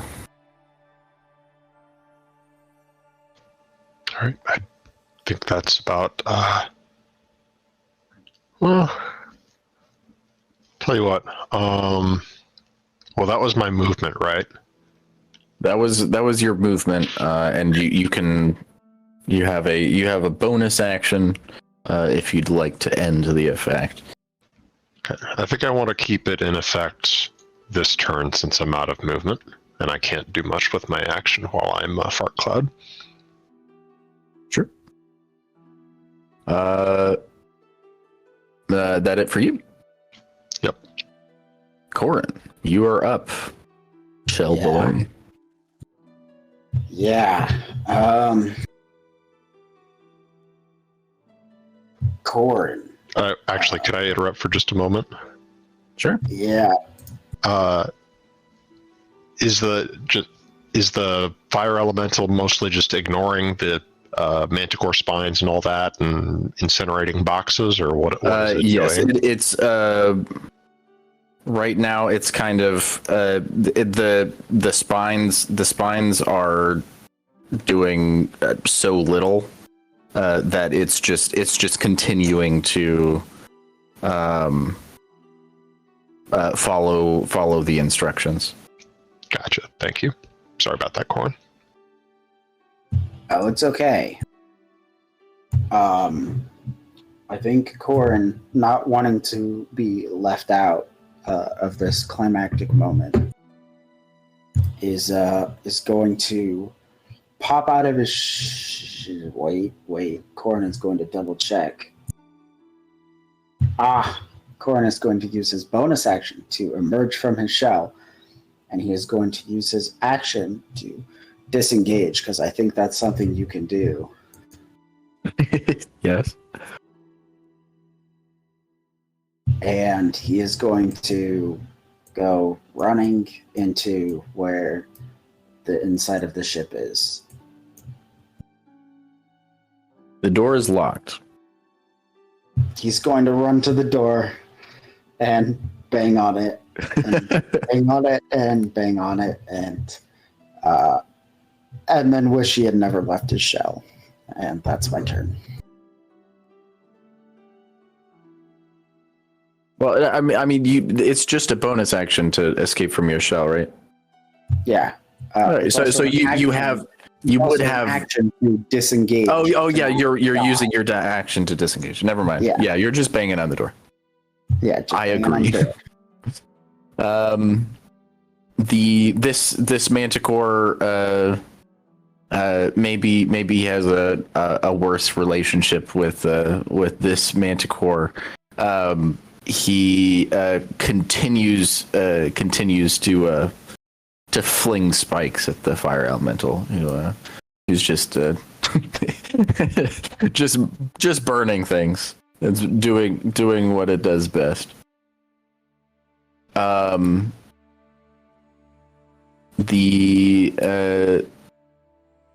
This one here is going to go ahead and leap up onto its wings and oh geez. Yeah,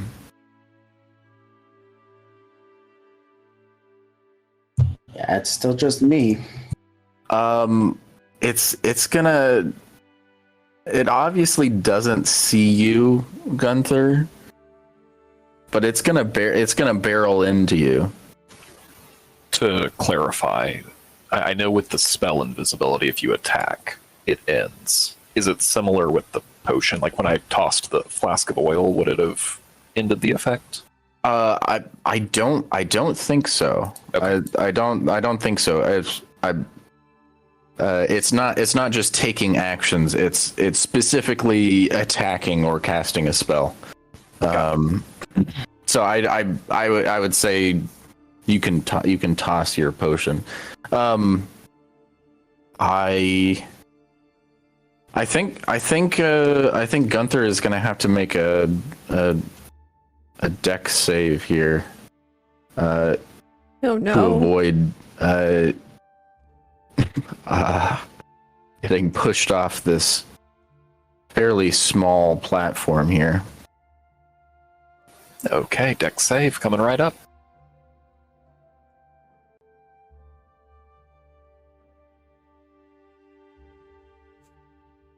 Okay, and it will be a.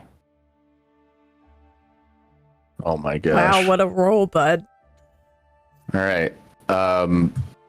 Very fortunately for you, it wasn't flying very. It was a leisurely fly. And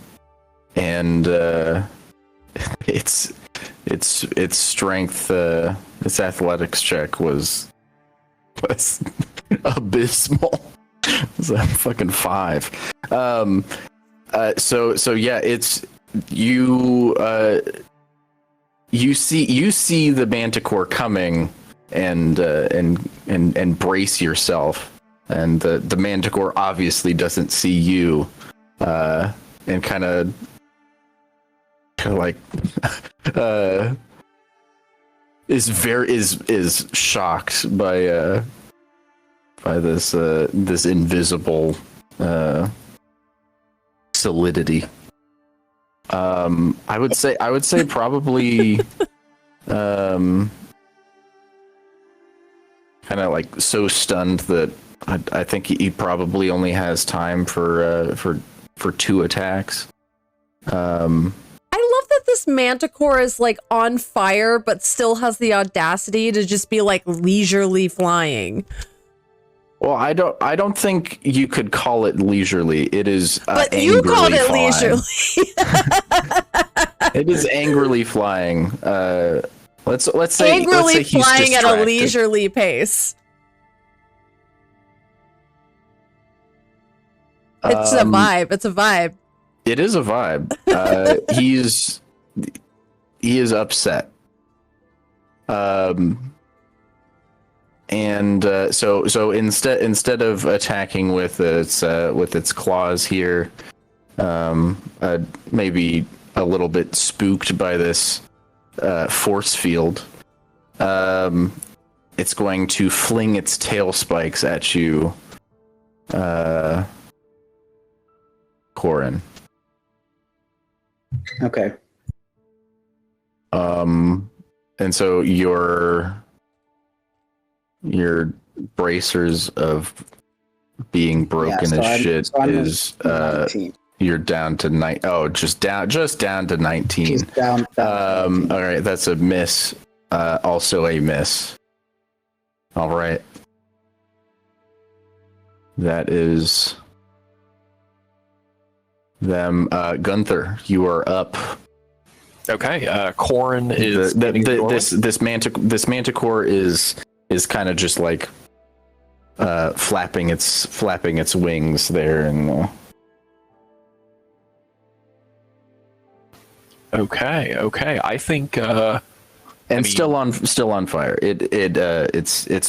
It's taking damage at the end of each of its turns, or let's say it's at the start of each of its turns. Okay, fair enough. It is still currently on fire though. And it running into me, was there any risk of me catching on fire too there? Just to make sure we're all above board? No. Okay. Corin is standing in the doorway, right? Yes. We are going to use our action to shove Corin into the ship. Into the door? Wait, no, what? The door is still closed. The door. Oh, wait, I'm sorry. Is Krafla not inside? Krafla is inside, but he's still fart clap. Missed. He didn't exactly open the door. The door is there. The doorway is there, but the door is not open. I was misunderstanding which door was locked. You're just gonna shove Corin, just slam him into the door. I kind of still want you to do that. He's testing that 19 AC. Oh my god! Yeah, you're absolutely impervious. So yeah, just use them as a battering ram. Yes. It's a wooden door. It is not a wooden door. It is an iron door. Okay, if it was wood, maybe I would use Corin as a battering ram. You hear that, Corin? Yeah. Oh, yeah. I freaking heard it. It's your potential future, bud. I mean, If you let me get in my shell, it would be super effective. I guess Gunther does have thieves' tools if the door is locked, but I know he's a little ways away from the door, so I don't know if he'd be able to get up close and try to unlock. Yeah, you can. It's. You just gotta shove Corin out of the way. Yeah, I'll shove him off the plank. Do you work well under pressure, perhaps with an audience? You can definitely like occupy the same space there. That's fine for a friend. Okay, cool. So, thieves' tools. It's been a little while. Dexterity check. Do I add proficiency with that? If I'm You proficient do with have yeah. Go ahead and add your proficiency bonus. It should be a like a button on thieves' tools. Maybe Oh, yeah. not. Yep, sure enough.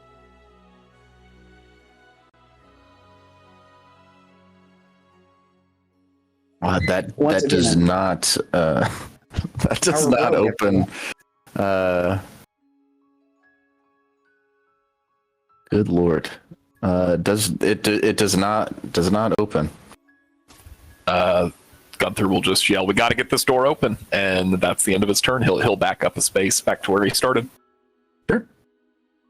There's a flaming manticore just like looking over your shoulder. All right, Broomhilda. Oh my god. Well, I know that Kraftla's on the other side of the door, and maybe he can be the door hero.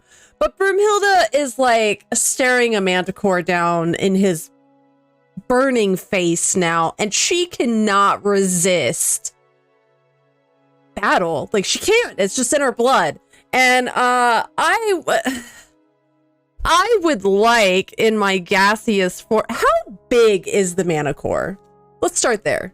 Comparatively to me, how big is he? So it counts as a large creature, but it's really not that big. But like its footprint is larger because it has wings. Okay. I would say it's probably around 300 pounds or so, though. It's not small, but it's not some. It is also a monstrosity, Right? but not a monstrosity in the size term. So, Broomhilda has a harebrained idea. This Manticore's this Manticore is. Don't worry about it, Corin. Okay, this Manticore is burning from the outside, right? He's on fire outside. I'm afraid to answer yes to that, but yes. Awesome. So, in Broomhilda's gaseous form, I would like to attempt to go into the Manticore's mouth and into his throat. Okay. And then I would like to use my action to then pop out of said form. You know, he's over like a 45-50 foot drop, right? You say that like Broomhilda's thinking about that. Okay, yeah, I don't think it's probably. Oh man. It's pretty cool. Leading yourself to the Manticore? Yes, but then I would like to burst out of it like a psychopath. Well, you can't. You can pass through. You can't pass through solid surfaces. So yes, but if I turn back into my solid form, I'm gonna be too big to fit in there. Well, right, but like you're not gonna. you can't make him swallow you. Like your throat is naturally closed. And this includes the Manticore. So you could like you could get inside of its mouth. Yeah, I just want to be in his throat, his esophagus. They're not both closed, Hobby. They're not. I hate to break it to you. He is breathing. So if I have to go into the part where it goes to the lungs, either way, I want in that neck tube, and I want to break through it. Real cool, Hobby. Come on. This Manticore's having a bad day. Yeah, give Broomhilda her moment. Can you imagine me like bursting through with my warhammer? Yes. And just like covered in Manticore blood and just like screaming for the battle sister. Like yes. Splat. Yeah. We'll worry about that part after, Corin. We will worry about that later. You're going to insert yourself into the Manticore's mouth. Yeah, I'm gonna slip in there like a little gaseous snake. He breathes you in. I would say I would say probably like you're not air. You are gaseous, but you're not air. He will start choking almost immediately. Yeah, that's fine. And so you're like the tip of your body has touched his lungs. Would you? I'm not trying to go all the way to his lungs. I'm just trying to slip in his throat and burst through his throat, so maybe it like decapitates him as I explode out of him. Just a thought. All right. Yeah. Bonus action. Become Broomhilda. Yep. All right. It works. It works. It is terribly gory. Yes. It also he is on fire. Awesome. So what your party sees and what the fire brigade sees incredibly is a forgot about all the people. a flaming manticore head just pops off. It's like the top part of the head like kind of like has the jaw separated from it. And so like one part of the jaw is still attached to the rest of the body, but the flaming part is definitely plummeting to the ground. I think you're like thoroughly attached to the Manticore. You're I would say probably like, let's say your arm with your hammer is like embedded inside the Manticore, and like I have like a Manticore shaped fist now, is what you're telling me? But your arm is inside the throat. Yes. I mean, I could just slip it right out, right? Oh, it is. It's yes. I don't know if you want to.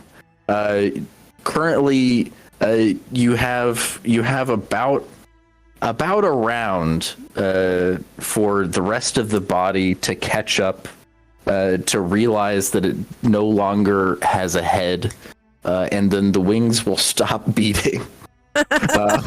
So your arm in the throat is currently the only thing that is keeping you alive right now.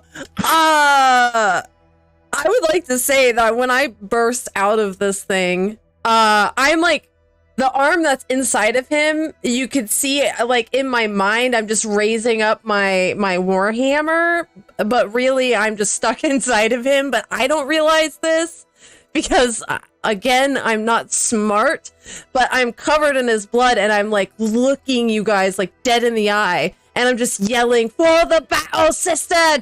Don't touch me, boyfriend!" I do, like, for this round, I definitely don't notice that I'm just hovering above water. Could be falling to my doom at any moment. Because I've definitely got plate armor on, and that would be bad for me to go into the water. Hope you can hold your breath. Yeah. All right. Any other? No, I just feel very victorious is the word that's coming to my mind. Yeah, so the Manticore is dead. Like, her eyes are like just saucers right now. Like maybe she did like a line of coke inside the Manticore before she exploded out of him. That is possible. Yeah. It's like what's that new movie, The Cocaine Bear? This is the Cocaine Manticore. It's Cocaine Hilda. Okay. All right. Manticore eliminated. Kind of.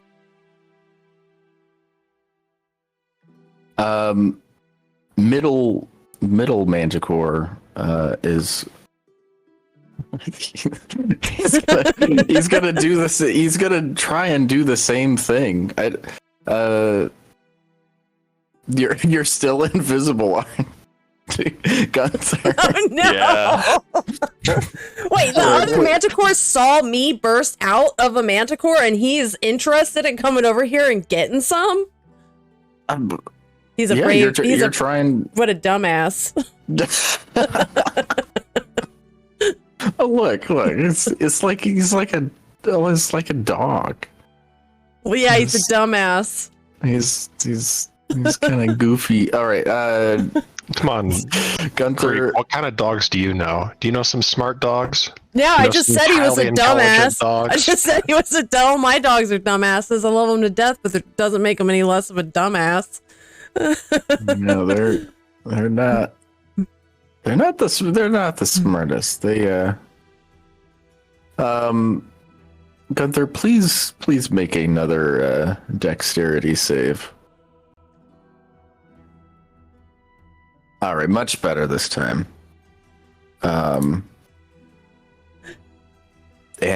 I rolled a 15. So yeah, that's that you you stand your ground again. This Manticore is also confused. And is gonna go ahead and throw its tail spikes at Corin again.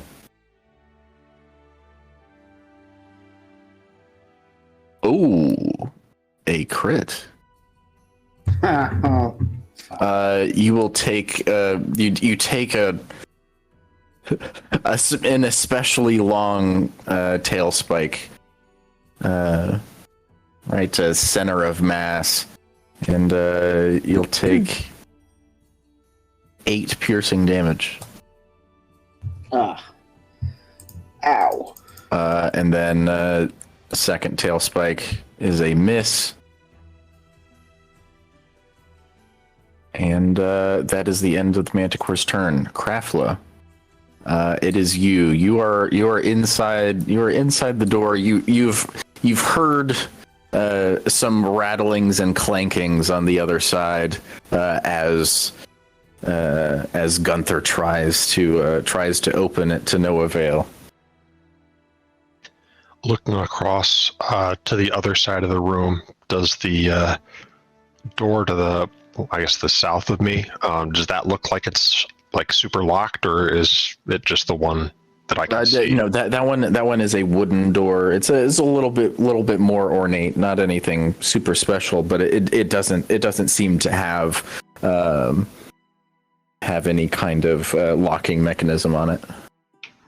Can I see a locking mechanism accessible for the exterior door that I'm next to? Like that I can open without you a key? can. There is. Well, the key is in it on your side. I will use my bonus action to drop out of the gaseous form and open the door. Okay. You are greeted with an absolute insanity, a view of insanity. Broomhilda has her arm stuck in a manticore's jaw. This manticore is still on fire. And you see Corin with a rather large spike sticking out of him. But no sign of Gunther. I feel like Crapple should be like used to this bullshit by now, though. Like this is just another day in our life of adventuring. It is another day. It does not change the fact that it is ridiculous. All right. Krafla is going to blink, turn back around, and go down here to this wooden door and try to open it.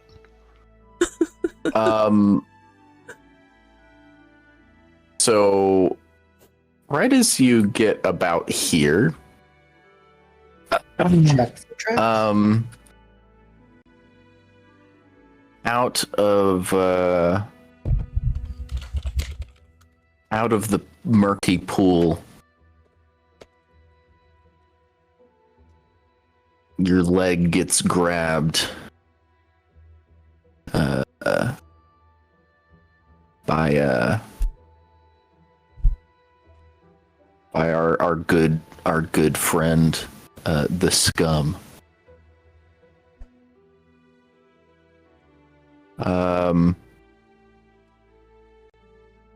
Please make a either athletics or acrobatics at disadvantage, please.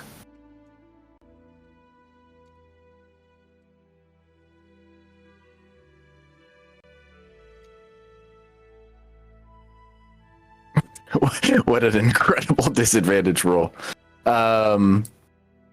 Okay, scum time. Okay, it doesn't beat you. You're gonna be able to keep on going here.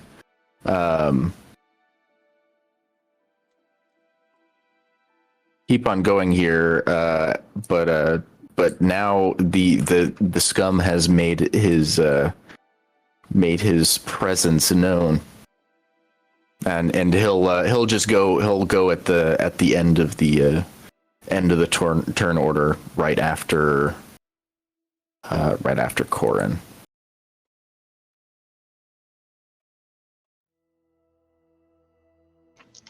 Is that water near me? Did you say it was boiling or just bubbling? It is bubbling uncomfortably. It is not boiling though. No. Okay. It is very hot though. It's hot in this room in general. Very hot and humid. But not hot enough to cause damage, I would assume. No. Okay. Let's see. I think I will slash at this guy with my acidy claws.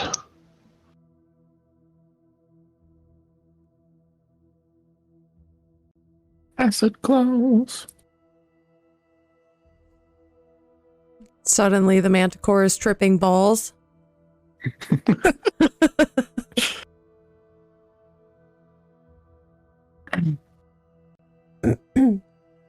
This acid claws, the It's the primal savagery thing. It should be in the chat, I think, right? oh yeah, I'm blind actually. Oh, well, okay, now that didn't show up for Corin. I don't know what. Nope. Nope. Yeah, the claws sink in. The scum. The scum doesn't really have a mouth, so it just kind of gloops in pain. We'll just say that. Don't ask me what glooping in pain sounds like. I will refuse to elaborate. Would you please elaborate glooping in pain? I just don't ask. Whoa. That's a secret. That it for Craftler? Yep. All right, Corin. The door has been opened. Yeah. The Manticore that isn't decapitated is it still has you in the threat range, so it will have an attack of opportunity. Yeah, so I'm gonna I like Broomhilda. You're cutting in and out for me. I don't know if you are for others. Yep. Yeah. Are you driving through a tunnel right now, bud?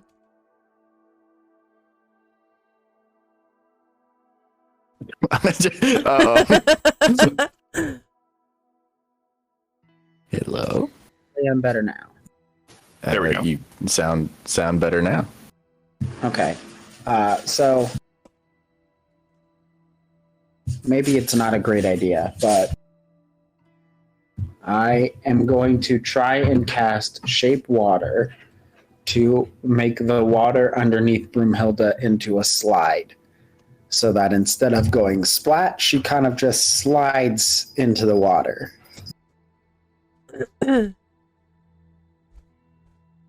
Okay.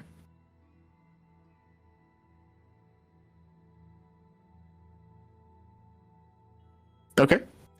Yeah, and then I'm going to walk into this room and possibly get hit and whatever, and then also see this thing.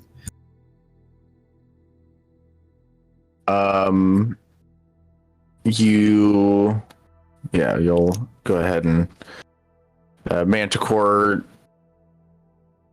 slices out at you. Oh, that's a hit. 8 slashing damage from the claw.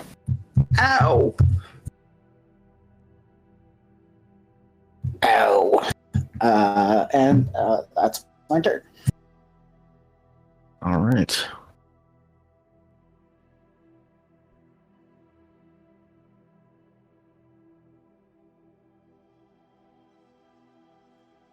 All right, now it's going to be the scum. Scum turn. Uh-oh. Scum turn.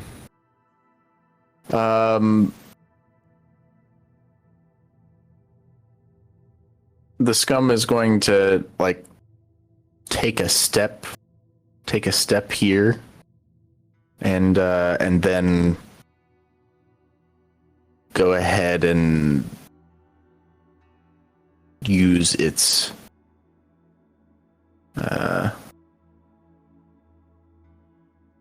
as it comes out of the water, you can see it has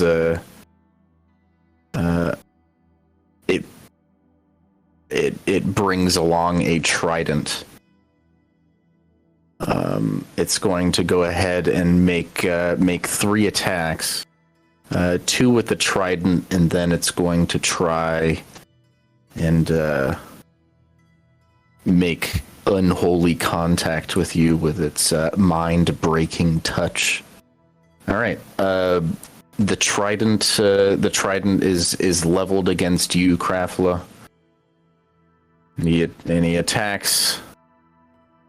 It's a miss. Second attack, also a miss. Now he will try to break you.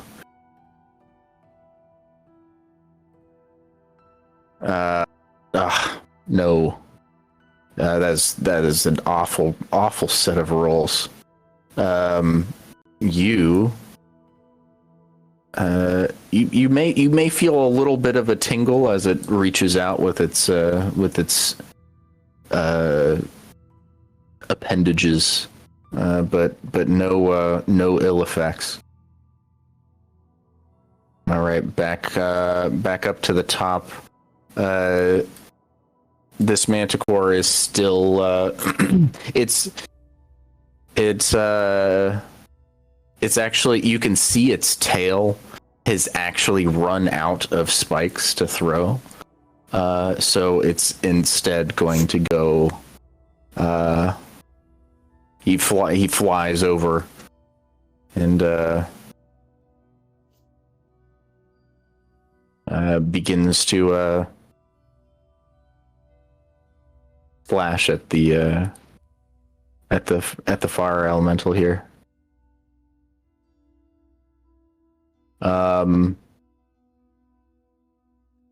It is now this Manticore's turn, and he's gonna start to drop. And so as he drops, the shape water will have what is the extent of shape water?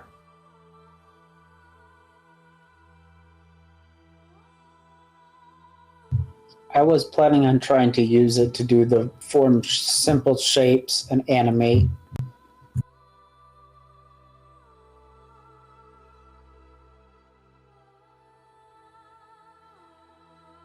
Well, it is a 5 foot cube. It's it's not meant to, it's just a cantrip, so it's like, it's I'm just trying to slow her down. I'm not. Oh yeah. Okay. Alive. Yeah. I'm just trying to slow it down. Wow. Maybe she takes a little bit less damage, or it just doesn't bruise as much. This is gonna be like a cube of water. Yeah, you'll take a little bit less damage here. Yeah, the Manticore begins to drop, but it still has wings. It's not like a dead fall. So I would say you go probably in 6 seconds, probably 40 feet down. The Manticore and you are probably about 10 feet away from the water's surface. Well, it's kind of like sludge, the sludge surface. So 5 feet away from the slide.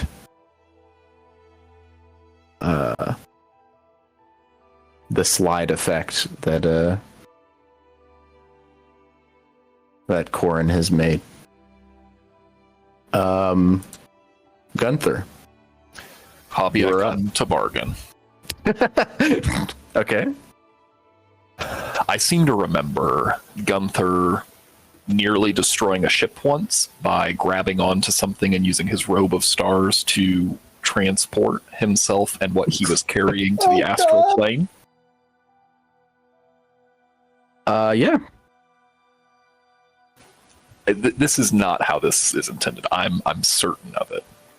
But could Yeah, no, Gunther- it's not how the robe of stars is meant to be used. Could Gunther theoretically, should he use his action to grapple a Manticore, could we loosely define that as carrying the Manticore? Maybe if I roll strongly enough. Yeah, I think that if you successfully grapple and beat the Manticore's grapple by let's say 6. You have to beat him by 6. I would say your grasp is strong enough where I'll say that you're you'll be holding him, and you can transport him as well to the astral plane. Phenomenal. Now, this is me bargaining for maybe a little too much. Invisible as Gunther is, would this lead to any bonuses or anything on like maybe an athletics check to do that grapple? I Manticore. honestly think it would. Like it, I think I haven't personally, but I think grappling with something that is invisible, I think that would be hard enough where you would have advantage. Okay.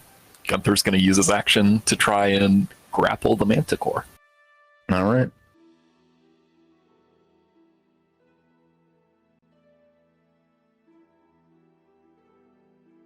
All right. You're looking for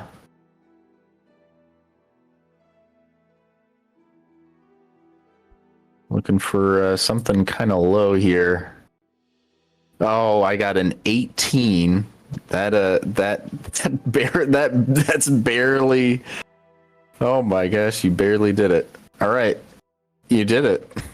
All right. You have successfully grappled the Manticore. He is firmly in your grasp. Fantastic. It does take an action to use the Robe of Stars. So Gunther will call out, "Be right back," action surge, Robe of Stars, and be trapped on the astral plane with this Manticore for a minute. Oh my Not God. a minute, but for a second.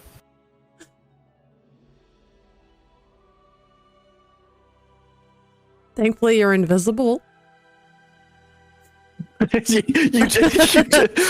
mean, I feel like a grapple's an attack, right? sure. I will allow it. This is you are using your action surge effectively. I like this. I like this. All right. Gunther's in hell, and that's the end of his turn. Just like a quick pan down, a cinematic pan down to the people watching from below. They really are getting quite a show. First, a Manticore had its head popped off, still on fire. Second Manticore has just disappeared. Just straight gone. All right. they are shocked. Broomhilda, I have a question, Hobby. have you also come to bargain? Well, you said during my last turn that it would take a round for this guy to start falling out of the air. Mm-hmm. Yep. So we're back to my turn. Does that mean that he's starting to fall now? I would say I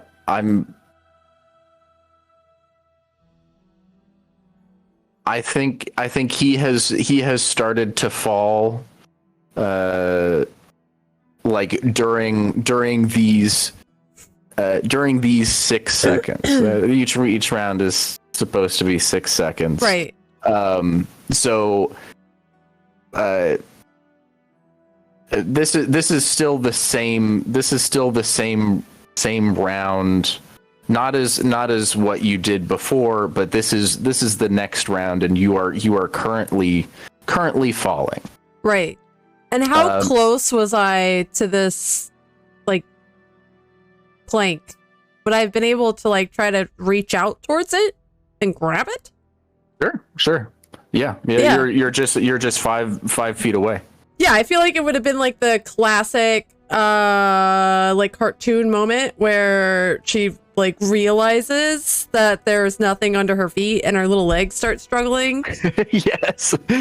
And she's gonna try to, like, grab on to the plank while simultaneously, like, trying to rip her hand out of the gaping hole that is now the Manticore's head, or was. There's not gonna be much resistance from this gory mess that used to be a Manticore. So yeah, it's just gonna be athletics or acrobatics against let's say like a 15. Yeah, I'll do we'll do an athletics then. Wow. That's not gonna be good enough to stop you from falling. Okay. Yeah, you so fortunately it is not solid ground. But it is mud. It is mud. But there's a water under me. It's muddy, sludgy water. It's wonderful. What does it smell like? Oh, funny you should ask. It smells like a Constitution saving throw. Oh no. Okay. All right. So I'm gonna have you make this Constitution saving throw, and then you will take the damage from the fall, which isn't going to be too much. You are falling from 50 feet but like half speed because of that Manticore. So I'll say like let's do just 3d6. No, 2d6 because of the shape water. Okay, so you want a Constitution saving throw, though. I want a Constitution saving throw first. There you go. You succeed. Awesome. Constanted. And then we're just making up words, Snipe. Every night. I love it.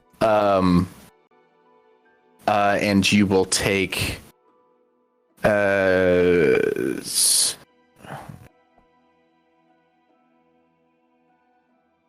7 bludgeoning damage. All right. And you're like embedded into this sludge. Oh no. Like right up to your chest plate. Up to the tits. Just up to the tits in sludge now. Up to the tits in sludge. Also, the Manticore is also there. Well, we all make sacrifices to do cool shit, so there's that.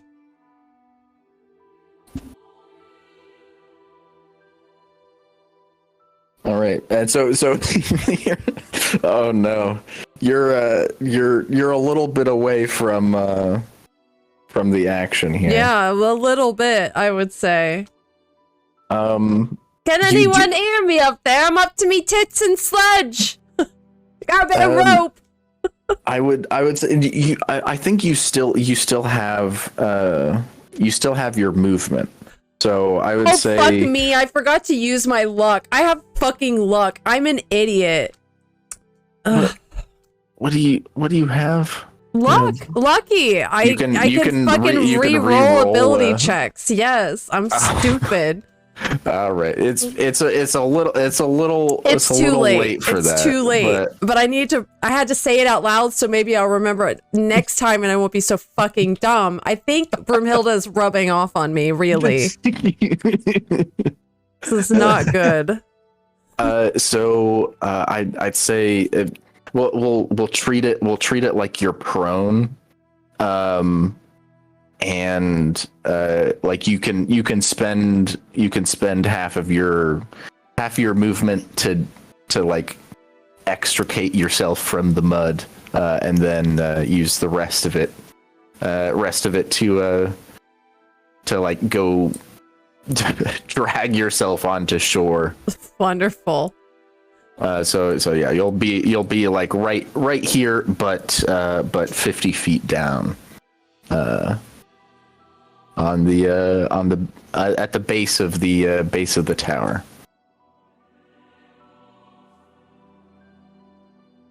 All right. Next up is the Manticore that is in the astral plane with Gunther.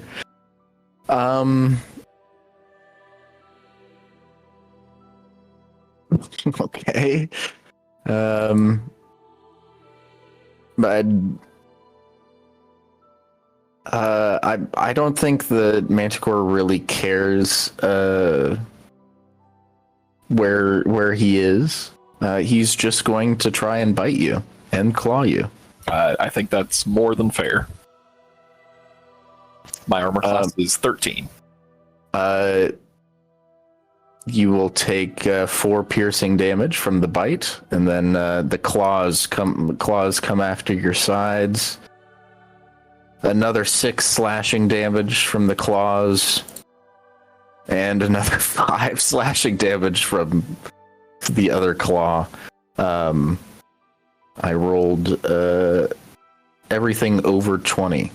Very cool.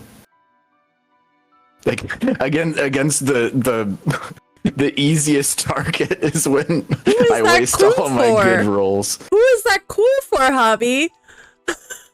Huh? You said that's very cool. I said, who is that cool for? It's cool for the Manticore. Look. He just had his buddy get decapitated. In the most epic metal way possible. Okay, yeah, was it epic and metal for his friend, huh? Yeah, what a fucking metal way to die. Oh my gosh. Oh my gosh. Could you imagine if a dwarf burst out of your throat and still had a fist in you? Oh, wait a minute. No, I can't imagine. I can't imagine that. I'd be dead. There's a lot of phrasing. So dead. There's a lot of phrasing issues there. Go on. I'd be so dead. Okay, Gunther, you took a little bit of damage there. Is that all you got? Oh. He roars. All right, Krafla, you're up. All right, I think Krafla is going to throw his his magic stick, the staff of the Python, onto the ground and activate it. Very nice. Let me get the Python. The giant snake. There he is. Here's the boy.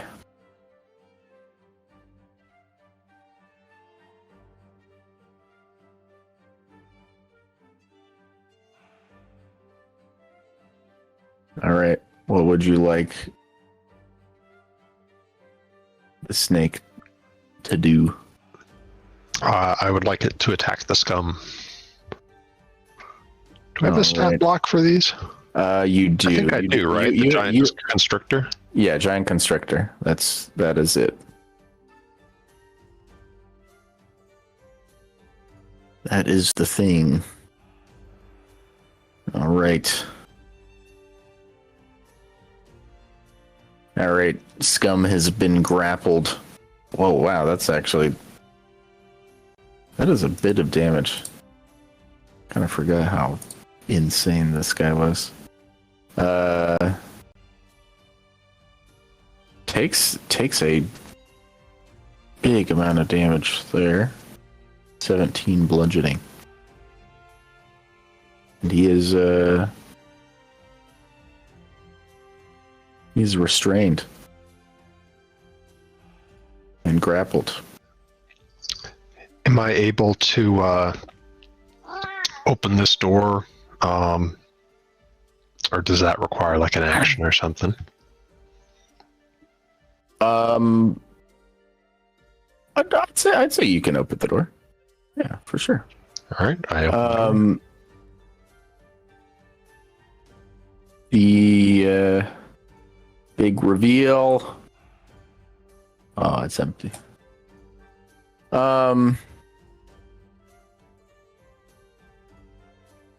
The air here is hot and damp. Condensation streams down the walls and drips from the ceiling.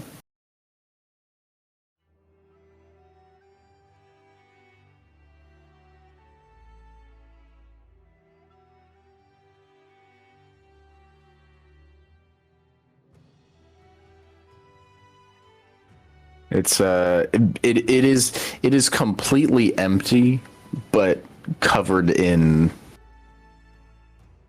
slime. It's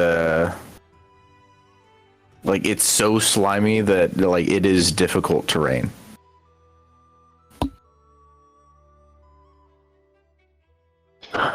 And then mechanically, if I move and this scum takes an attack at me, like an attack of opportunity, does it get like a shitload of multi-attacks, or does it just get one? No, it's just gonna get the one. Okay. I think I will start moving away from it then. All right, it'll slice out with its trident, and it's an 11 for attack, so that is a miss. Yeah, and it would be rolling at disadvantage, being restrained. Mm-hmm.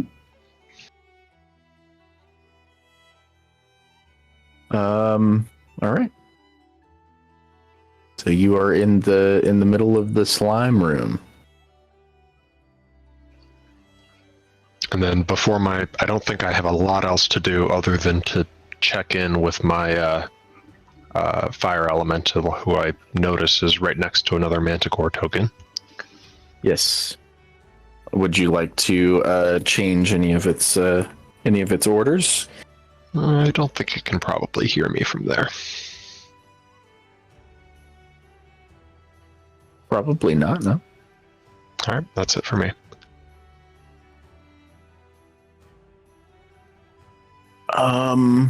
Corin. All right.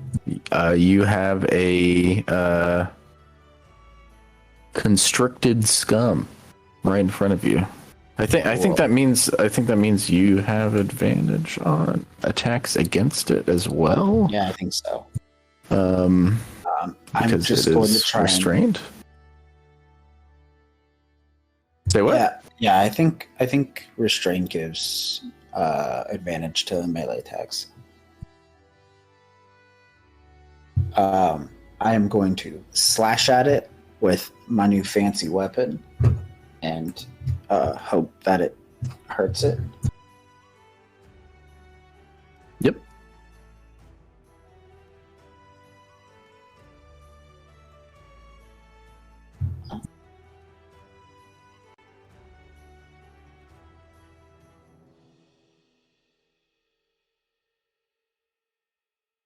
Wow. Oh, man. Well, that seems statistically impossible. Uh, Unlikely, I suppose. You know- That being said, excuse me. your damage roll was a little bit lacking. Yeah, But- that's one way to put it. Cool.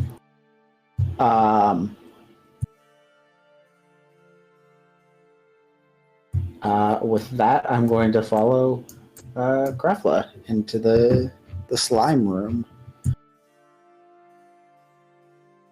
All right. And that's my turn. He will also get a attack against you. Hey, Isn't it no just fair. reaction? How many reactions does this motherfucker get? Oh no, never mind.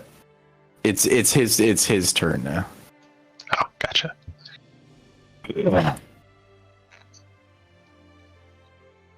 He doesn't like being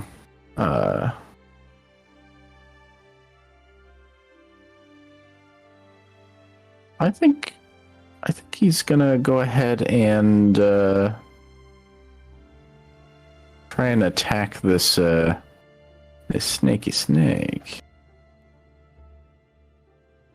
with disadvantage.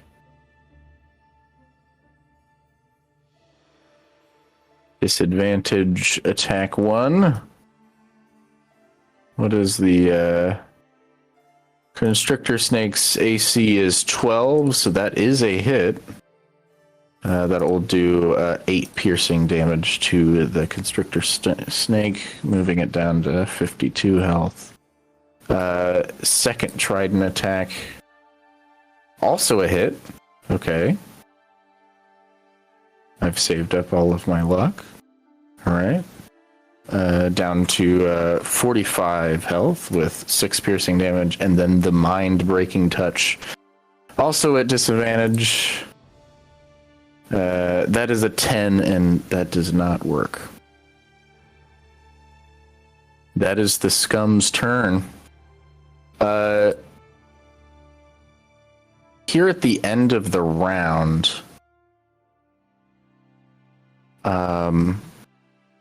end of the turn order, I think as we near the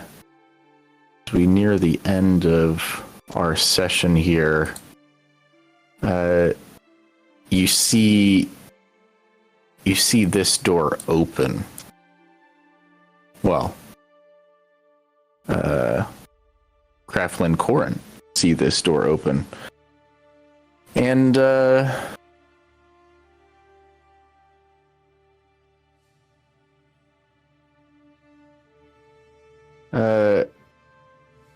Mr. Dory does not come out. A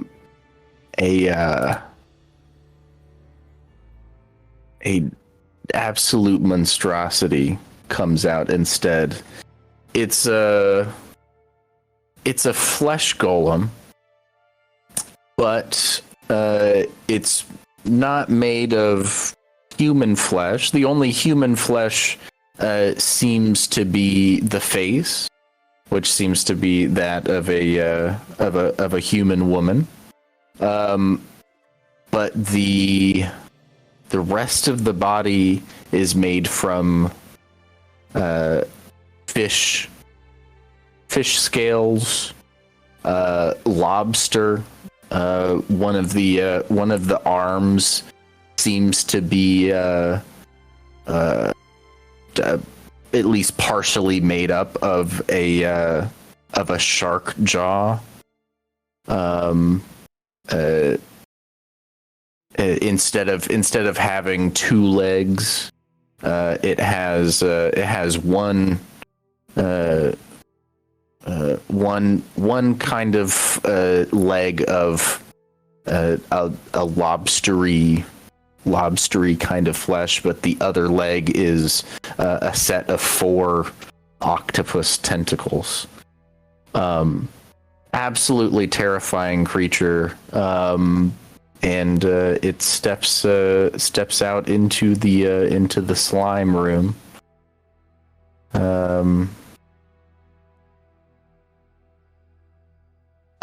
Upset that you've disturbed the slime piece.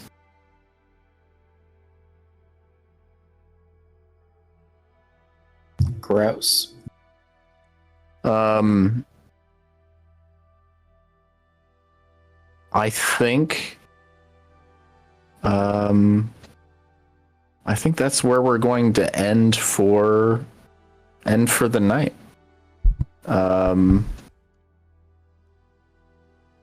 Thank you so much for joining me on our first time back. Yeah. It was absolute joy. Yeah. This was What fantastic. a reunion. What a fucking reunion indeed. As absolutely everyone's getting up to their same shenanigans as always.